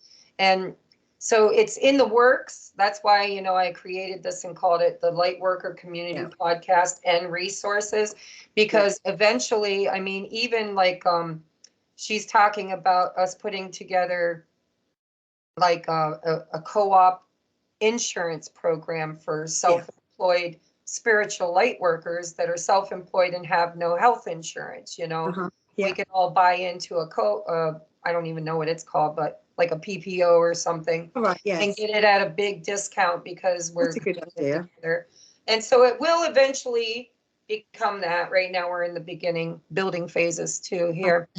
But yeah, I'd love to do a collaboration. I would love to swap readings. You know, we're friends now. You can reach out if you know, say, hey Tracie, are you busy Thursday? Just say, hey Tracie, are you busy Thursday night? Let's just chat on Facebook. And definitely, you can message me at any time. Yeah. I'm a night owl, so when you're awake, I'm actually still awake. Most people here in England are in bed by 9, 10 o'clock for work, and I'm still up until gone midnight. So I should really be living in another country with the way that my time zone works. But it's just how I am. Before I started dating the guy I'm dating now, I was the same way. I was a night owl. I would be up all night. I would do most of my readings at night. And then when I was done working, I'd go to sleep and sleep till noon the next day, you know, or 1 o'clock. And but because he works a first shift job, That's what I've got now. That's exactly the situation I'm in. He likes to go to bed really early, but I'm still awake until late. So we're trying to alter my sleeping pattern at the moment. Every night we're going to bed that little bit earlier, and I'm still wide awake. And I'm like, this is not working. Me too. Sometimes I'm laying in bed with my phone, you know, I'm working. Literally, usually I'm working. I have so many ideas in that time when I'm just laying there trying to go to sleep, and I have to have my phone or my notepad on me because that's when I have my ideas, especially with the business and trying to set this all up. So I have to constantly have my notepad or my phone by me, because that's the time when a random thought might come into my head and think I need to jot that down. Right. So. Yep. So, okay, well, I'm not sure. Are we done? Do you think you've got anything else you'd like to share? The other one thing I wanted to mention to you, do you remember you said about you had that vision with the planet and everything was lighting up and everyone was connecting? Yes. I had the same dream. Yes. Well, look at the same dream. Do you believe in consciousness sharing? Do you believe? Yes. I believe that a lot of the people that are on this journey that I've met, it's like we're different, but we're so alike. Like we had the same trauma, the same types of like it's like the experience was different, but different, the but very trauma similar. that was brought by it was the same. 100%. And then how we dealt with it, and it's just so weird. Sometimes I wonder if we're not, literally that's part of the awakening, realizing that we are a collective. We are not the mind, we are not the body, we are a collective. And union means that, just because we look at each other like this, if we part the veil back, we're actually like this. And if this finger is insulted by this finger and chops it off, then, it's really hindering both of them. The whole is detrimental to the individual. But yeah, I do really feel sometimes when I'm talking to people or channeling for them, I feel like, do we almost like share a consciousness? Like that's what made me wonder when you first mentioned it. When I heard you talk about it, I was like, when I speak to you, I've got to tell you this because I had it in one of my dreams basically, and it's made me wonder whether or not that was one of my dream predictions, because then when you said it, I was like, that's exactly what I had a dream about. Yeah. So, and that was kind of what pushed me to start building the website, to bring other small businesses and other spiritual people in the community onto the website. So it gave them a platform that they could advertise their products. Like there's a lady I work with that she makes she makes infinity necklaces and things like that, and I want to sell them on the website because that's something that's connected with all of this, even down to crystal jewelry she makes. So, and I use crystals with my tarot readings. I've got them on the table all the time. So Me too. it's very I got important like for 50 me to do that. Yeah, I've got my little bag full of my crystals. I like palm stones. I got so many palm stones. They're all over the place.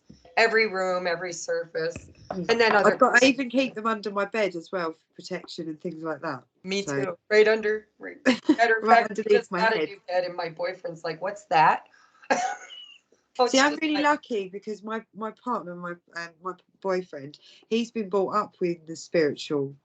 His mother's into this as well, his sister's into it, so he understands a lot of what I'm talking about. So it's really refreshing for me to have somebody in my life romantically that I can share this with, and hopefully he will help me with all this, because we've talked about it, but I always wanted it to be something that I did on my own. I didn't even, other friends that have offered, and I'm like, no, I want to do this myself. But I even said to him yesterday, I feel comfortable enough to get you involved with this because you understand it. And he's awakened as far as I'm concerned. So that's why I feel that he could help with this. Well, I don't even know. Sometimes when I try to look at the bigger picture, Spirit keeps bringing me back to this vision that I have of a hot air balloon up here. And so it's like when I get triggered into, oh my God, what's going on with the world? I mean, I literally live in the cloud area of that big chemical spill that happened in Palestine, Ohio. I mean, we're within that radius that they say can be affected by it. And so my first instinct as a human is, oh my God, what's going to happen? What's going to happen to us, or our water, our plants, our animals? You start worrying about your family then, don't you? And how to keep them safe. And then Spirit just brings me back to this vision of this hot air balloon. And it's just up here, and they keep saying, you are so protected. If you knew how protected you are, you would be amazed. And don't get involved in the drama, because the drama is there. It's just a show. It's just a show. I see the drama is there for the universe to test us. Right. And to awaken those who are refusing. I mean, there's still a lot of people supporting the people that are doing it. Exactly. And so they need to kind of have that aha moment where they're like, what am I doing? You know, like they're so blatantly, obviously trying to kill me. Why do I still worship them? You know, my niece, she said to me recently, I showed her the video that Rich did on Are You a Starseed? to find. And I said to her, I think you're going to understand this. And she took it into work to show the people that she worked with, and none of them understood it. And I said, they're Right. not ready. They're not Right. ready. They might have chosen to be living a human existence rather than this. I said, so that might be their journey. They may not be ready for this. So Right. that's why they don't understand it. Well, and that's the whole 5D experience. It's not, it's heaven on earth. It's not a place. We're not No, building a place. It's a exactly. frequency and an experience. And so there will be people having hellish experiences while you're having heavenly experiences. Exactly. And it's because you're learning to be the alchemist. You're learning to create that experience through your vibration, literally. Even Livia that said to me when my father got his diagnosis, and I said to her, I'm going to have to just put all of this on hold. I can't do this while this is all going on. She said, use that pain and put it into setting the business up. And that's exactly what I did. Yep. I pushed it into something positive rather than a negative emotion. And that's the first time in my life that I've turned it on itself. Very So, good. yeah. Yeah. So, yeah, it's just, it's amazing. I really do, before where I thought I was crazy, I thought I was nutty and nobody would ever understand me. No. And then it's like, now our soul tribe, our family is finding us, or we're finding them. It's That's like, why I love your page with the community. I feel like I'm amongst people that understand me and know what I'm talking about, which is so refreshing. It really is.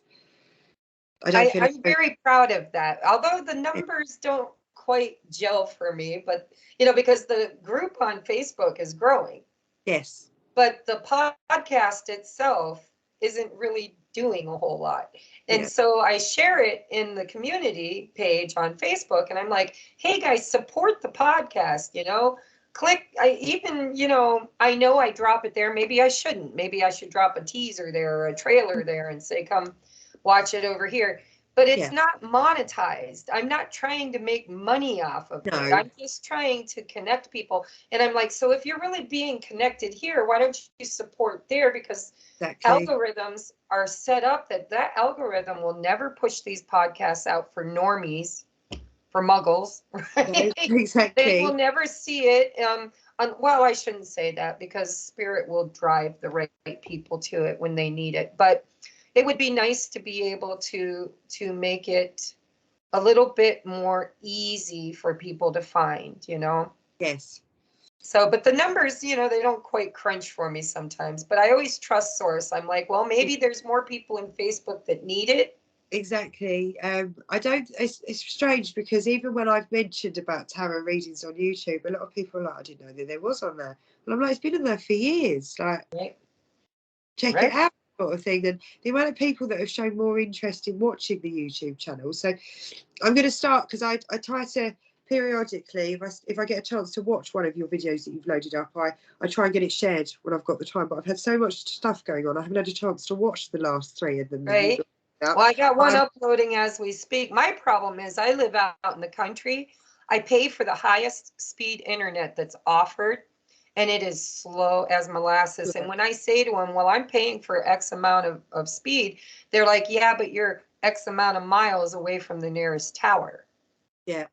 And so, like, I'll make an hour video and it takes 24 hours to get the stupid thing uploaded. Wow. And so I always feel like I'm behind. It's like I It's made my delaying video you on from. Monday and it gets uploaded on Wednesday. And I'm like, oh, and my boyfriend's like, well, Tracie, you got to make it a couple days in advance so you can post it on the day it's supposed to be made. And I'm like, I'm not that organized. I'm a Cancer. Yeah, But I do have that Virgo moon and I have Virgo Venus.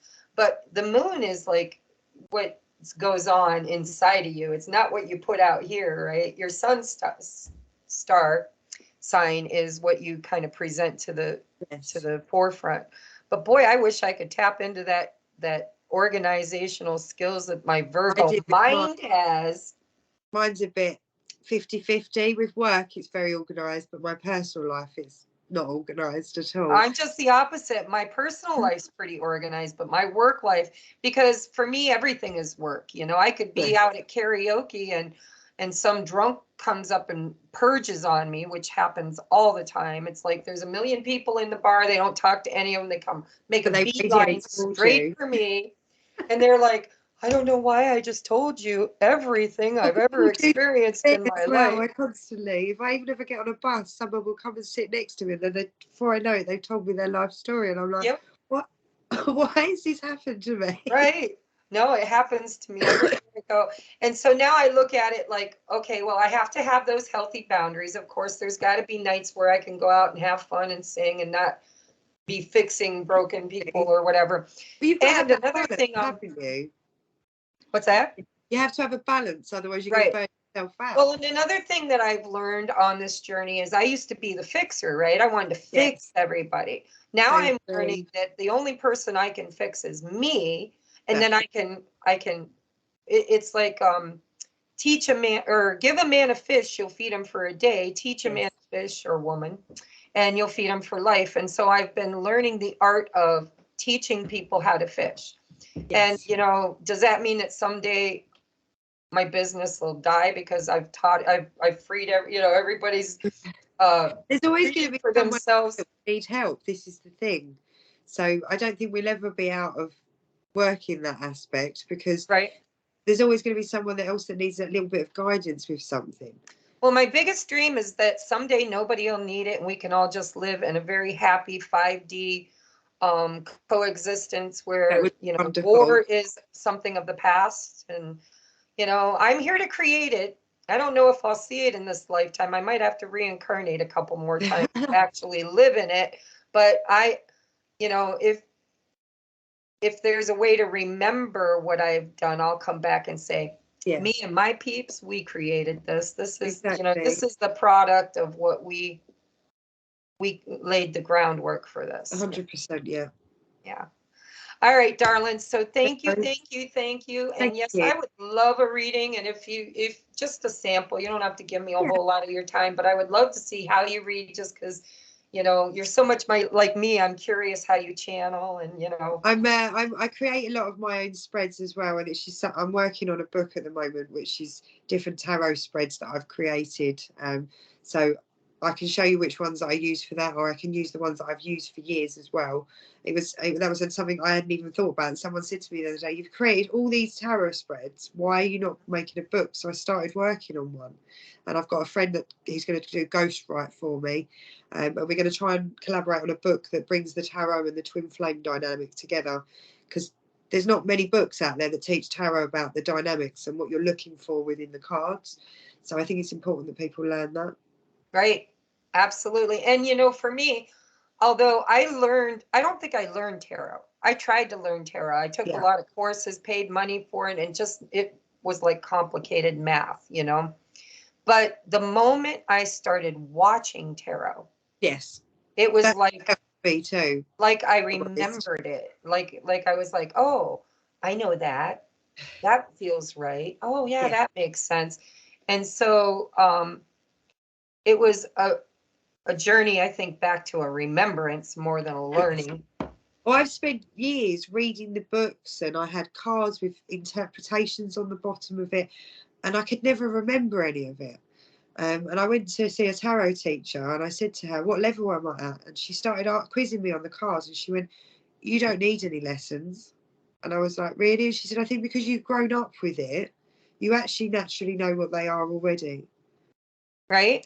Well, and I collect tarot decks. I don't know about you, but I do as well. I've got quite a few here on the table. A lot of my readings come through the visual, like the artist, you know, the artist depicts different cards different ways. So I might have a 7 of Pentacles. We know the standard meaning is, you know, it's investing in something that takes time. Exactly. But the artist might make it look totally different. And so I'll read it standard way. It, for example, it's like I've got this deck here, which is tarot with mermaids, and I've had this for 15 years, but because I can't understand it in the same way as the traditional, I don't use them. But they're so pretty, and I need to study them really. It's having the time to sit there and actually look at them. And they sit on my table just looking pretty, and I need to learn them to see how they coincide with the actual traditional tarot.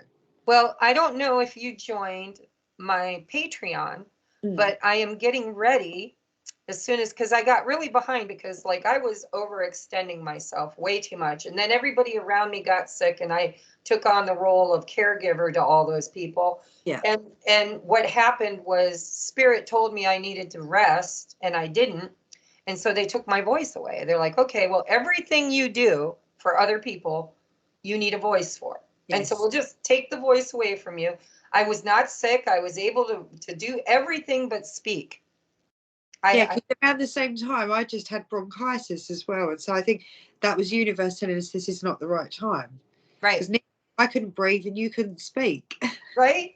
And so I got way behind. I had a bunch of people just out of the blue decide they wanted private readings. Yeah. And I had like 13. I offered that 2023 prediction, which is a 12-month prediction in depth. And I was like so upset with Spirit. I'm like, I'm a bit of a workaholic here and I need to get busy and I can't speak.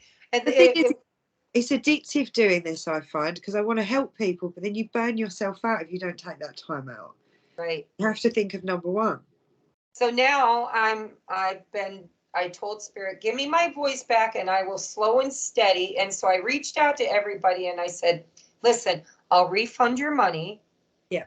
If you can't be patient and wait for me to get your reading to you. Otherwise, I'll get to it as soon as I humanly possibly can. And I set a very good boundary where I do one a day. Uh-huh. And weekends I have off. I don't do any tarot. I haven't done any real work on weekends, except for once a month. My friend has a mini psychic fair on the last Saturday of the month, and I read for that. But I'm slowly but surely learning how to know when to push. Yes. And know when to rest. And I definitely believe that my zodiacs are too time consuming. And it's weird that I've had several other readers tell me lately, I'm going to start grouping my zodiacs in elements. And another thing that I notice, I don't know if you've noticed it when you watch any of my pick-a piles, but it doesn't matter what pile you pick, there seems to be a common thread. Definitely. I always read the comments to see how it resonated with other people, and it always seems to be the same pattern over and over again with them, as you say. So it's very interesting. So it's like very time consuming. I'm reading 3 different readings that are giving pretty much the same overall general message. And so maybe if we condense it down to signs, I'll give it a try. Yeah, right? That's why I was looking at doing it as the elements, because I thought that way I can make them so they're not such a long video, and then I'm not spending hours trying to do all these, doing 12 videos for each zodiac. So it's nice to be able to do it in the blocks that way then, and then I can set time for just the air signs or the water signs or whatever. So well, I think I'm going to give it a shot and see how it works, because I've been losing viewers, and Spirit warned me. I mean, not warned me. They prepared me for that. Mm-hmm. All along, I've been told, don't look at the numbers. Don't even pay attention at all. Just keep putting your videos out, because I was told that I was dealing with 3 waves of high-level soulmates and light or star seeds. And so my numbers aren't meant to be for the masses. Yeah. It's like people like Rich get them all with their eyes open, start peeling the eyelids back, and they start learning little bits and pieces and awakening. And he, his vlogging is much more teaching sometimes than the tarot. The tarot is like the hook, and the vlogging he does is the actual message, right? Mm. But and then I think almost every single twin flame, at least not every single, but almost every single twin flame that has found me, because I don't go out looking for them, they find me. Yes. When they find me, I ask them, how did you find me? And they'll say, and it's so amazing, because sometimes they'll say, well, my daughter dates this guy whose sister watches Rich Lopp on YouTube, saw your collaboration and told me I should look for you. There's that word of mouth. Someone has pushed them forward for you. That's good. Right. And so, I try not to look at the numbers. And so that would be a bit of information or advice I'd give you on your YouTube channel is numbers don't matter. No. If you, I just I want to look, get out there at the moment. I did, as I say, I've done a few test runs that I haven't loaded up, but they were just on TikTok. But I hadn't got my phone stand at that point, and the camera was going everywhere. And I was like, this looks so unprofessional. I'm just going to wait until I've got the right equipment, and then I'm going to do it. And I've got the equipment now, so I'm going to spend the next couple of weeks working out how I'm going to do it and get them uploaded. well, you'll probably surpass, you're an air sign, so you'll be good at that. You will. You'll be very, very good at that. I'm a water sign. I hope I'll be okay with it, because it's strange, because I watched Rich do his, and he's pretty much like, we were born quite close together. I think his birthday's a couple of days before mine or after mine. I can't remember the exact date of his, but it's like looking at a male version of myself when I watch him, because even with his sense of humour, I'm like, that's like mine. And even when he goes to say something, and I'm like, he wanted to swear then, but he can't. It's YouTube. And I feel like I want to do that, and I have to watch what I say constantly. I think I've slipped up a couple of times and said I don't think you do. I don't. I watch it when I'm around people. I don't know, to be honest. I don't pay it. Another thing I never do, I never watch my videos. Do you Never. not? I channel the message, I put them out there and just let them go. The only time I would ever watch a video back again is if I messed up a timestamp and couldn't, like I forgot to write it down, and I have to, and then I'm just fast forwarding through it trying to find where I ended, because it was very difficult for me to put myself out there too. Yes. And a lot of times I don't put my face, like this podcast is hard for me putting my face. I don't put my makeup on. I don't curl my hair. I'm just like, I just want to be me. Yeah. That's it. I just want to be truly authentically me. And then I don't watch them back either, because I know that, if I saw that my hair was out of place, or that the one thing I'm still learning to not do is say a lot. It's like That's my problem as well. Or I put so on the end of a sentence, and it's so irritating. Or right.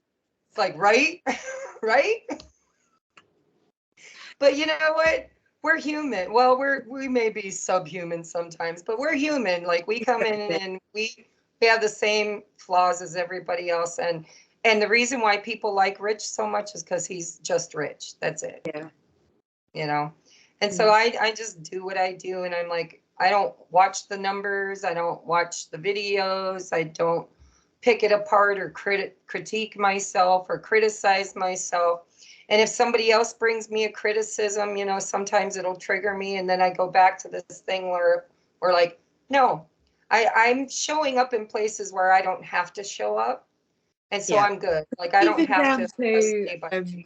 Some tarot readers don't even have the comments on there because they don't want to see people's negative comments. And I thought about switching them off, and I thought, no, I'm not going to, because I need to know what the audience wants to see and if it's resonating with them. And I don't know that if they can't comment. And if you go and sometimes I'm not bragging, but criticism is productive. Right. But I want to tell you something. Mm-hmm.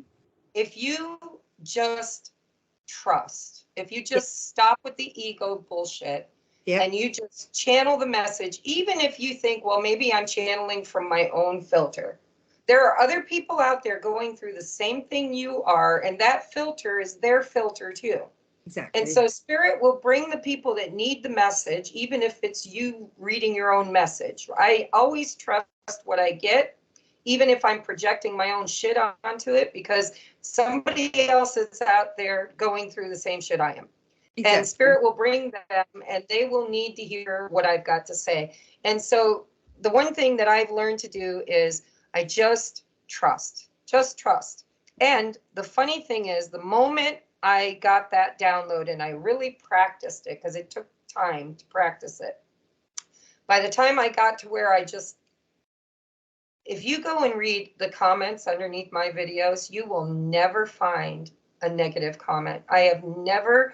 And I asked you a long time ago, We're going to have to go soon because this only records so long. But I asked you back a while ago in the video here, Yeah.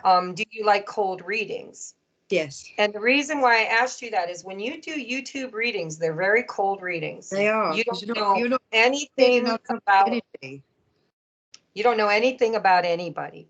No. All you got is your intuition and your story that lays out in front of you.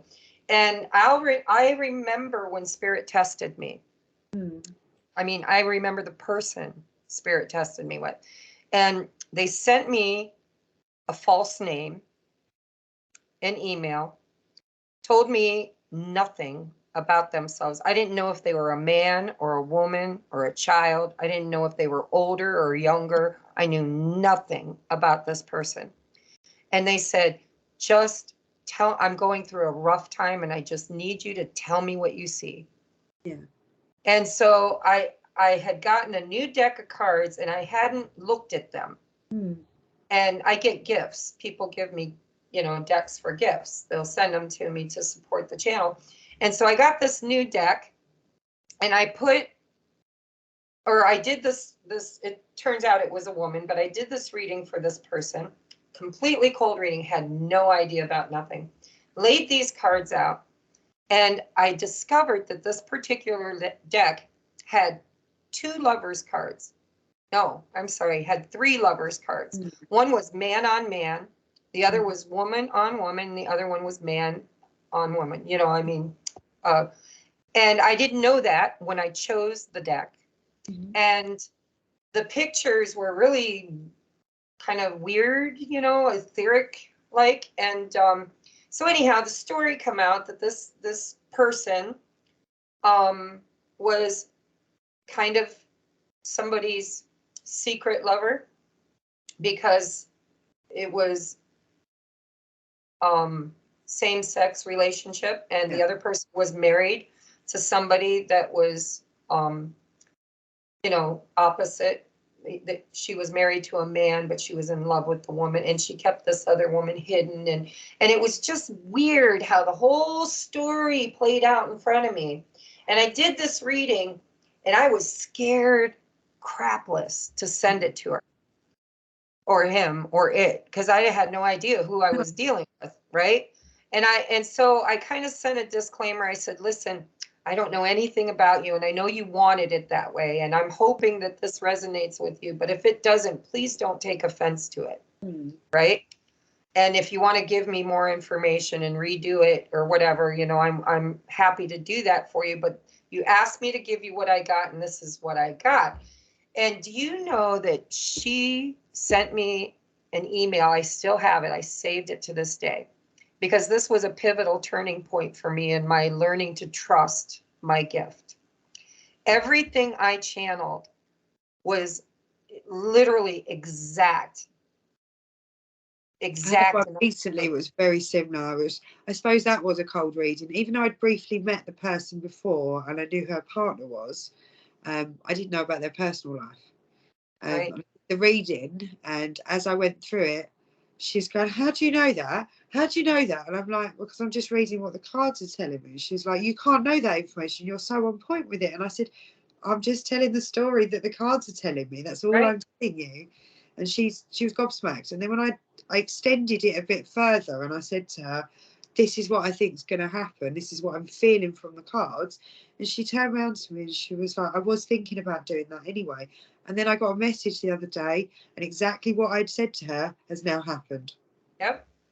And the validation comes in. So when you learn to trust, and just trust, you get that valid. Spirit will support you and show you. I've had so many emails and texts and letters. I've gotten cards in the mail. You changed my life. You showed me things about myself that were hidden that I didn't know I was doing. You brought it to the surface so that I could see it and work with it. And to get that kind of validation is my motivation for continuing going. That's what's kind of pushed me to do this. So many people can say you need to do this properly. You can't do this as a hobby. You need to help people, because you're getting messages come through that you wouldn't even know without having the cards in your hands. Right. So they're my tool and they help me with it. So I do work with pendulums and dividend rods, but that's by the by. I'm not going to use that on my channel, but they're things that I use as a communication tool to communicate with spirit.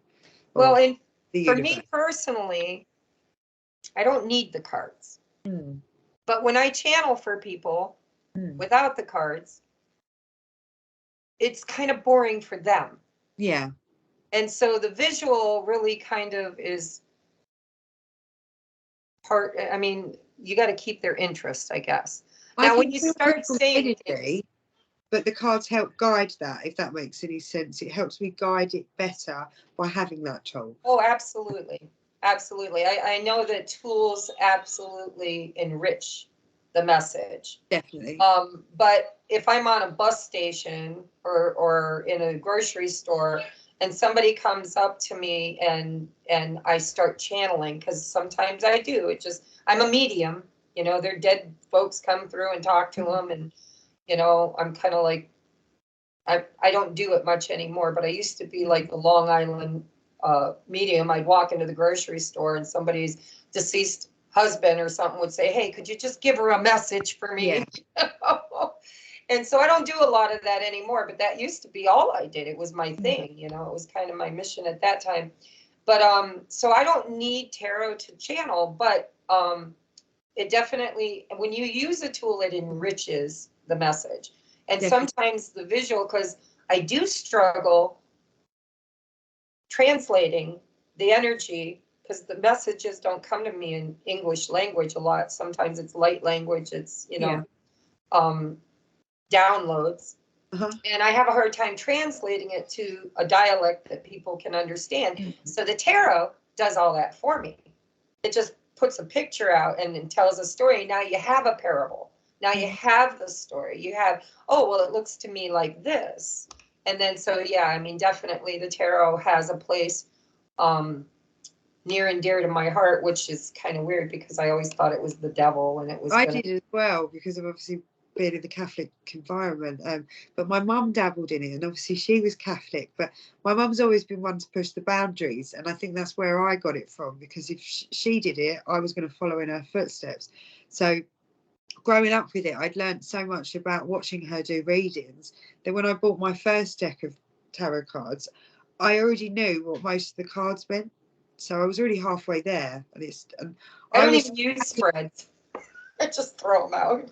Yeah, I recently, it was actually Livia that said that to me. She said, when you do a reading on the phone with work, do you just lay the cards out, or do you do a spread? And I was like, oh, I tend to stick with my spreads because that helps give me structure of what's going on.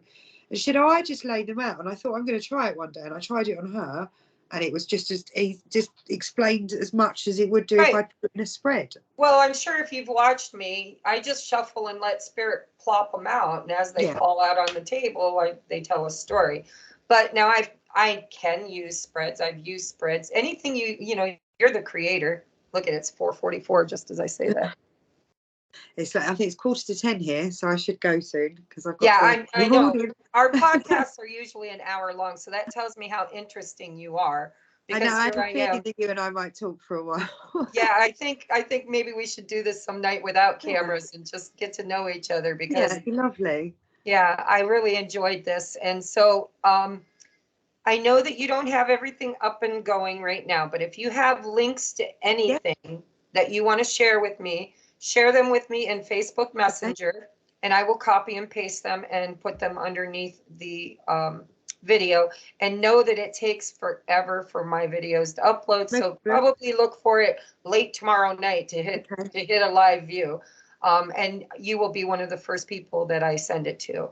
Well, the only thing I've got at the moment is my group on Facebook. I've got an email that people can contact me on to book a reading, and then I will give the YouTube channel as well, even though the videos haven't been loaded up, but at least that is on there for later if someone wants to access. Once they're up there, it will be on the description then, so they still have access to my channel.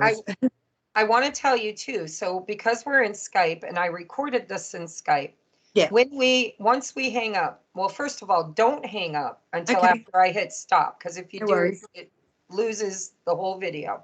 So we have to actually stop recording before we hang up.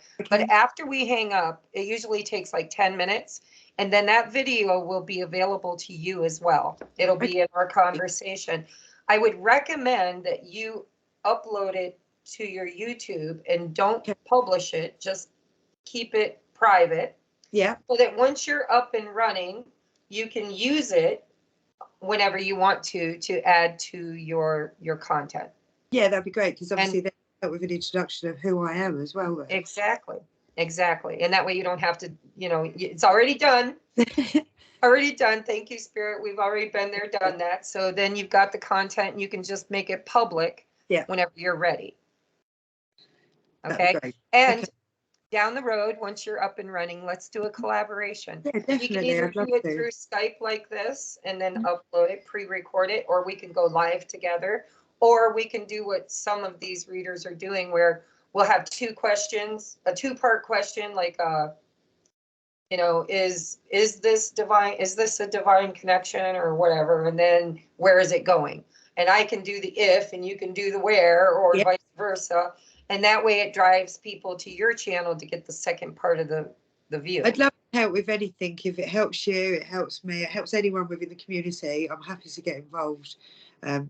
I love getting involved with anything that can help other people, because that's why I feel that I'm here for. So, and it may also drive some of my viewers, if they resonate with you, to your channel. So it'll help you build, because you have to get 1,000 subs before you can monetize, right? And if you're going to do this for your living, then you want to eventually become monetized so you can make money on it. But I'm going to tell you a secret. You won't make ad revenue unless you've got viewers like Rich does, which you very well could, because you're a good communicator. The ad revenue doesn't really add up to a lot. Where you really make your money is in your services, where you offer private readings and such. So you might want to, a lot of times people will say to me, well, I thought as soon as I got monetized, I'd be making all this money. And I'm like, no, people, if they put a skip button on there, people will skip that video or that ad every time. There's something that I do is, if I enjoy watching that channel, like if I watch yours or Rich's, I don't press the skip button. I will go and make a cup of tea while that advert's playing. So at least you get the royalties, because at the end of the day, I want to help the people that have helped me. Right. Me too. I've done that so many times. Matter of fact, sometimes I don't even, like, I'll put it on as background. Yeah. And even the readings, because I'm very astute, I can multitask. So I'm listening to the reading while I'm doing other things. Yeah. And when the ads come up, I just let them play. Once in a while, if they're the really long, like 6-minute ads where they go and go and go and go and never shut up, and I might get a little annoyed and hit skip. But I let it go for a while, so they're at least getting that, But so thank you, Lucy. Thank you. And it was so nice connecting with you. I can't wait to continue becoming friends, and we will connect obviously now personally, on a personal basis, as well as a professional. And I'm so glad that you found me, and I'm just grateful that our community is growing, and that I'm not the only person who's trying to help grow it. Because if you had that vision of the globe lighting up, then I know that I'm not alone in this, and I'm not going to be the only one trying to push people. As soon as I saw that you had a similar experience, I was like, I really need to reach out to this lady and explain that I've had similar experiences. As I say, a lot of your story resonated with my own story. So, yeah, too much. Almost like I'm thinking, considering you're on the other side of the world as to where I am, so it's amazing. Exactly. Yeah, and it's like, is this my twin? Did we separate at birth? And you never know. As I say, one of my friends, I believe she was a sister in another life. So maybe we were family at one point. I believe we reincarnate with family and friends over and over and over again. Different face, different name, but same soul group. Goes back to the 12 tribes, right? And the 10 planets and 2 stars. Everything goes back to that biblical 12. Which I believe is the twins. 1 became 2, 2 became 4. We get to the 6 couples, which gets to the 12 times 12, 144,000. And so probably we are amongst the group of the oldest souls in existence. And that's why we are here to create the new energy, because we've been there, done that, bought the t-shirt and the beer I've always koozie. felt like an old soul. I always felt like I was in an older person in a young person's body. Right? So, All right, darling, I'm going to let you thank you go. very much. Don't hang up yet. I got to stop the video before we hang up. Everybody who's watching, thank you for giving us 2 hours and 10 minutes of your time. Honestly, I think we could have went another 2 hours and it would have been fun for me. I don't know about everybody else, Yeah, but definitely.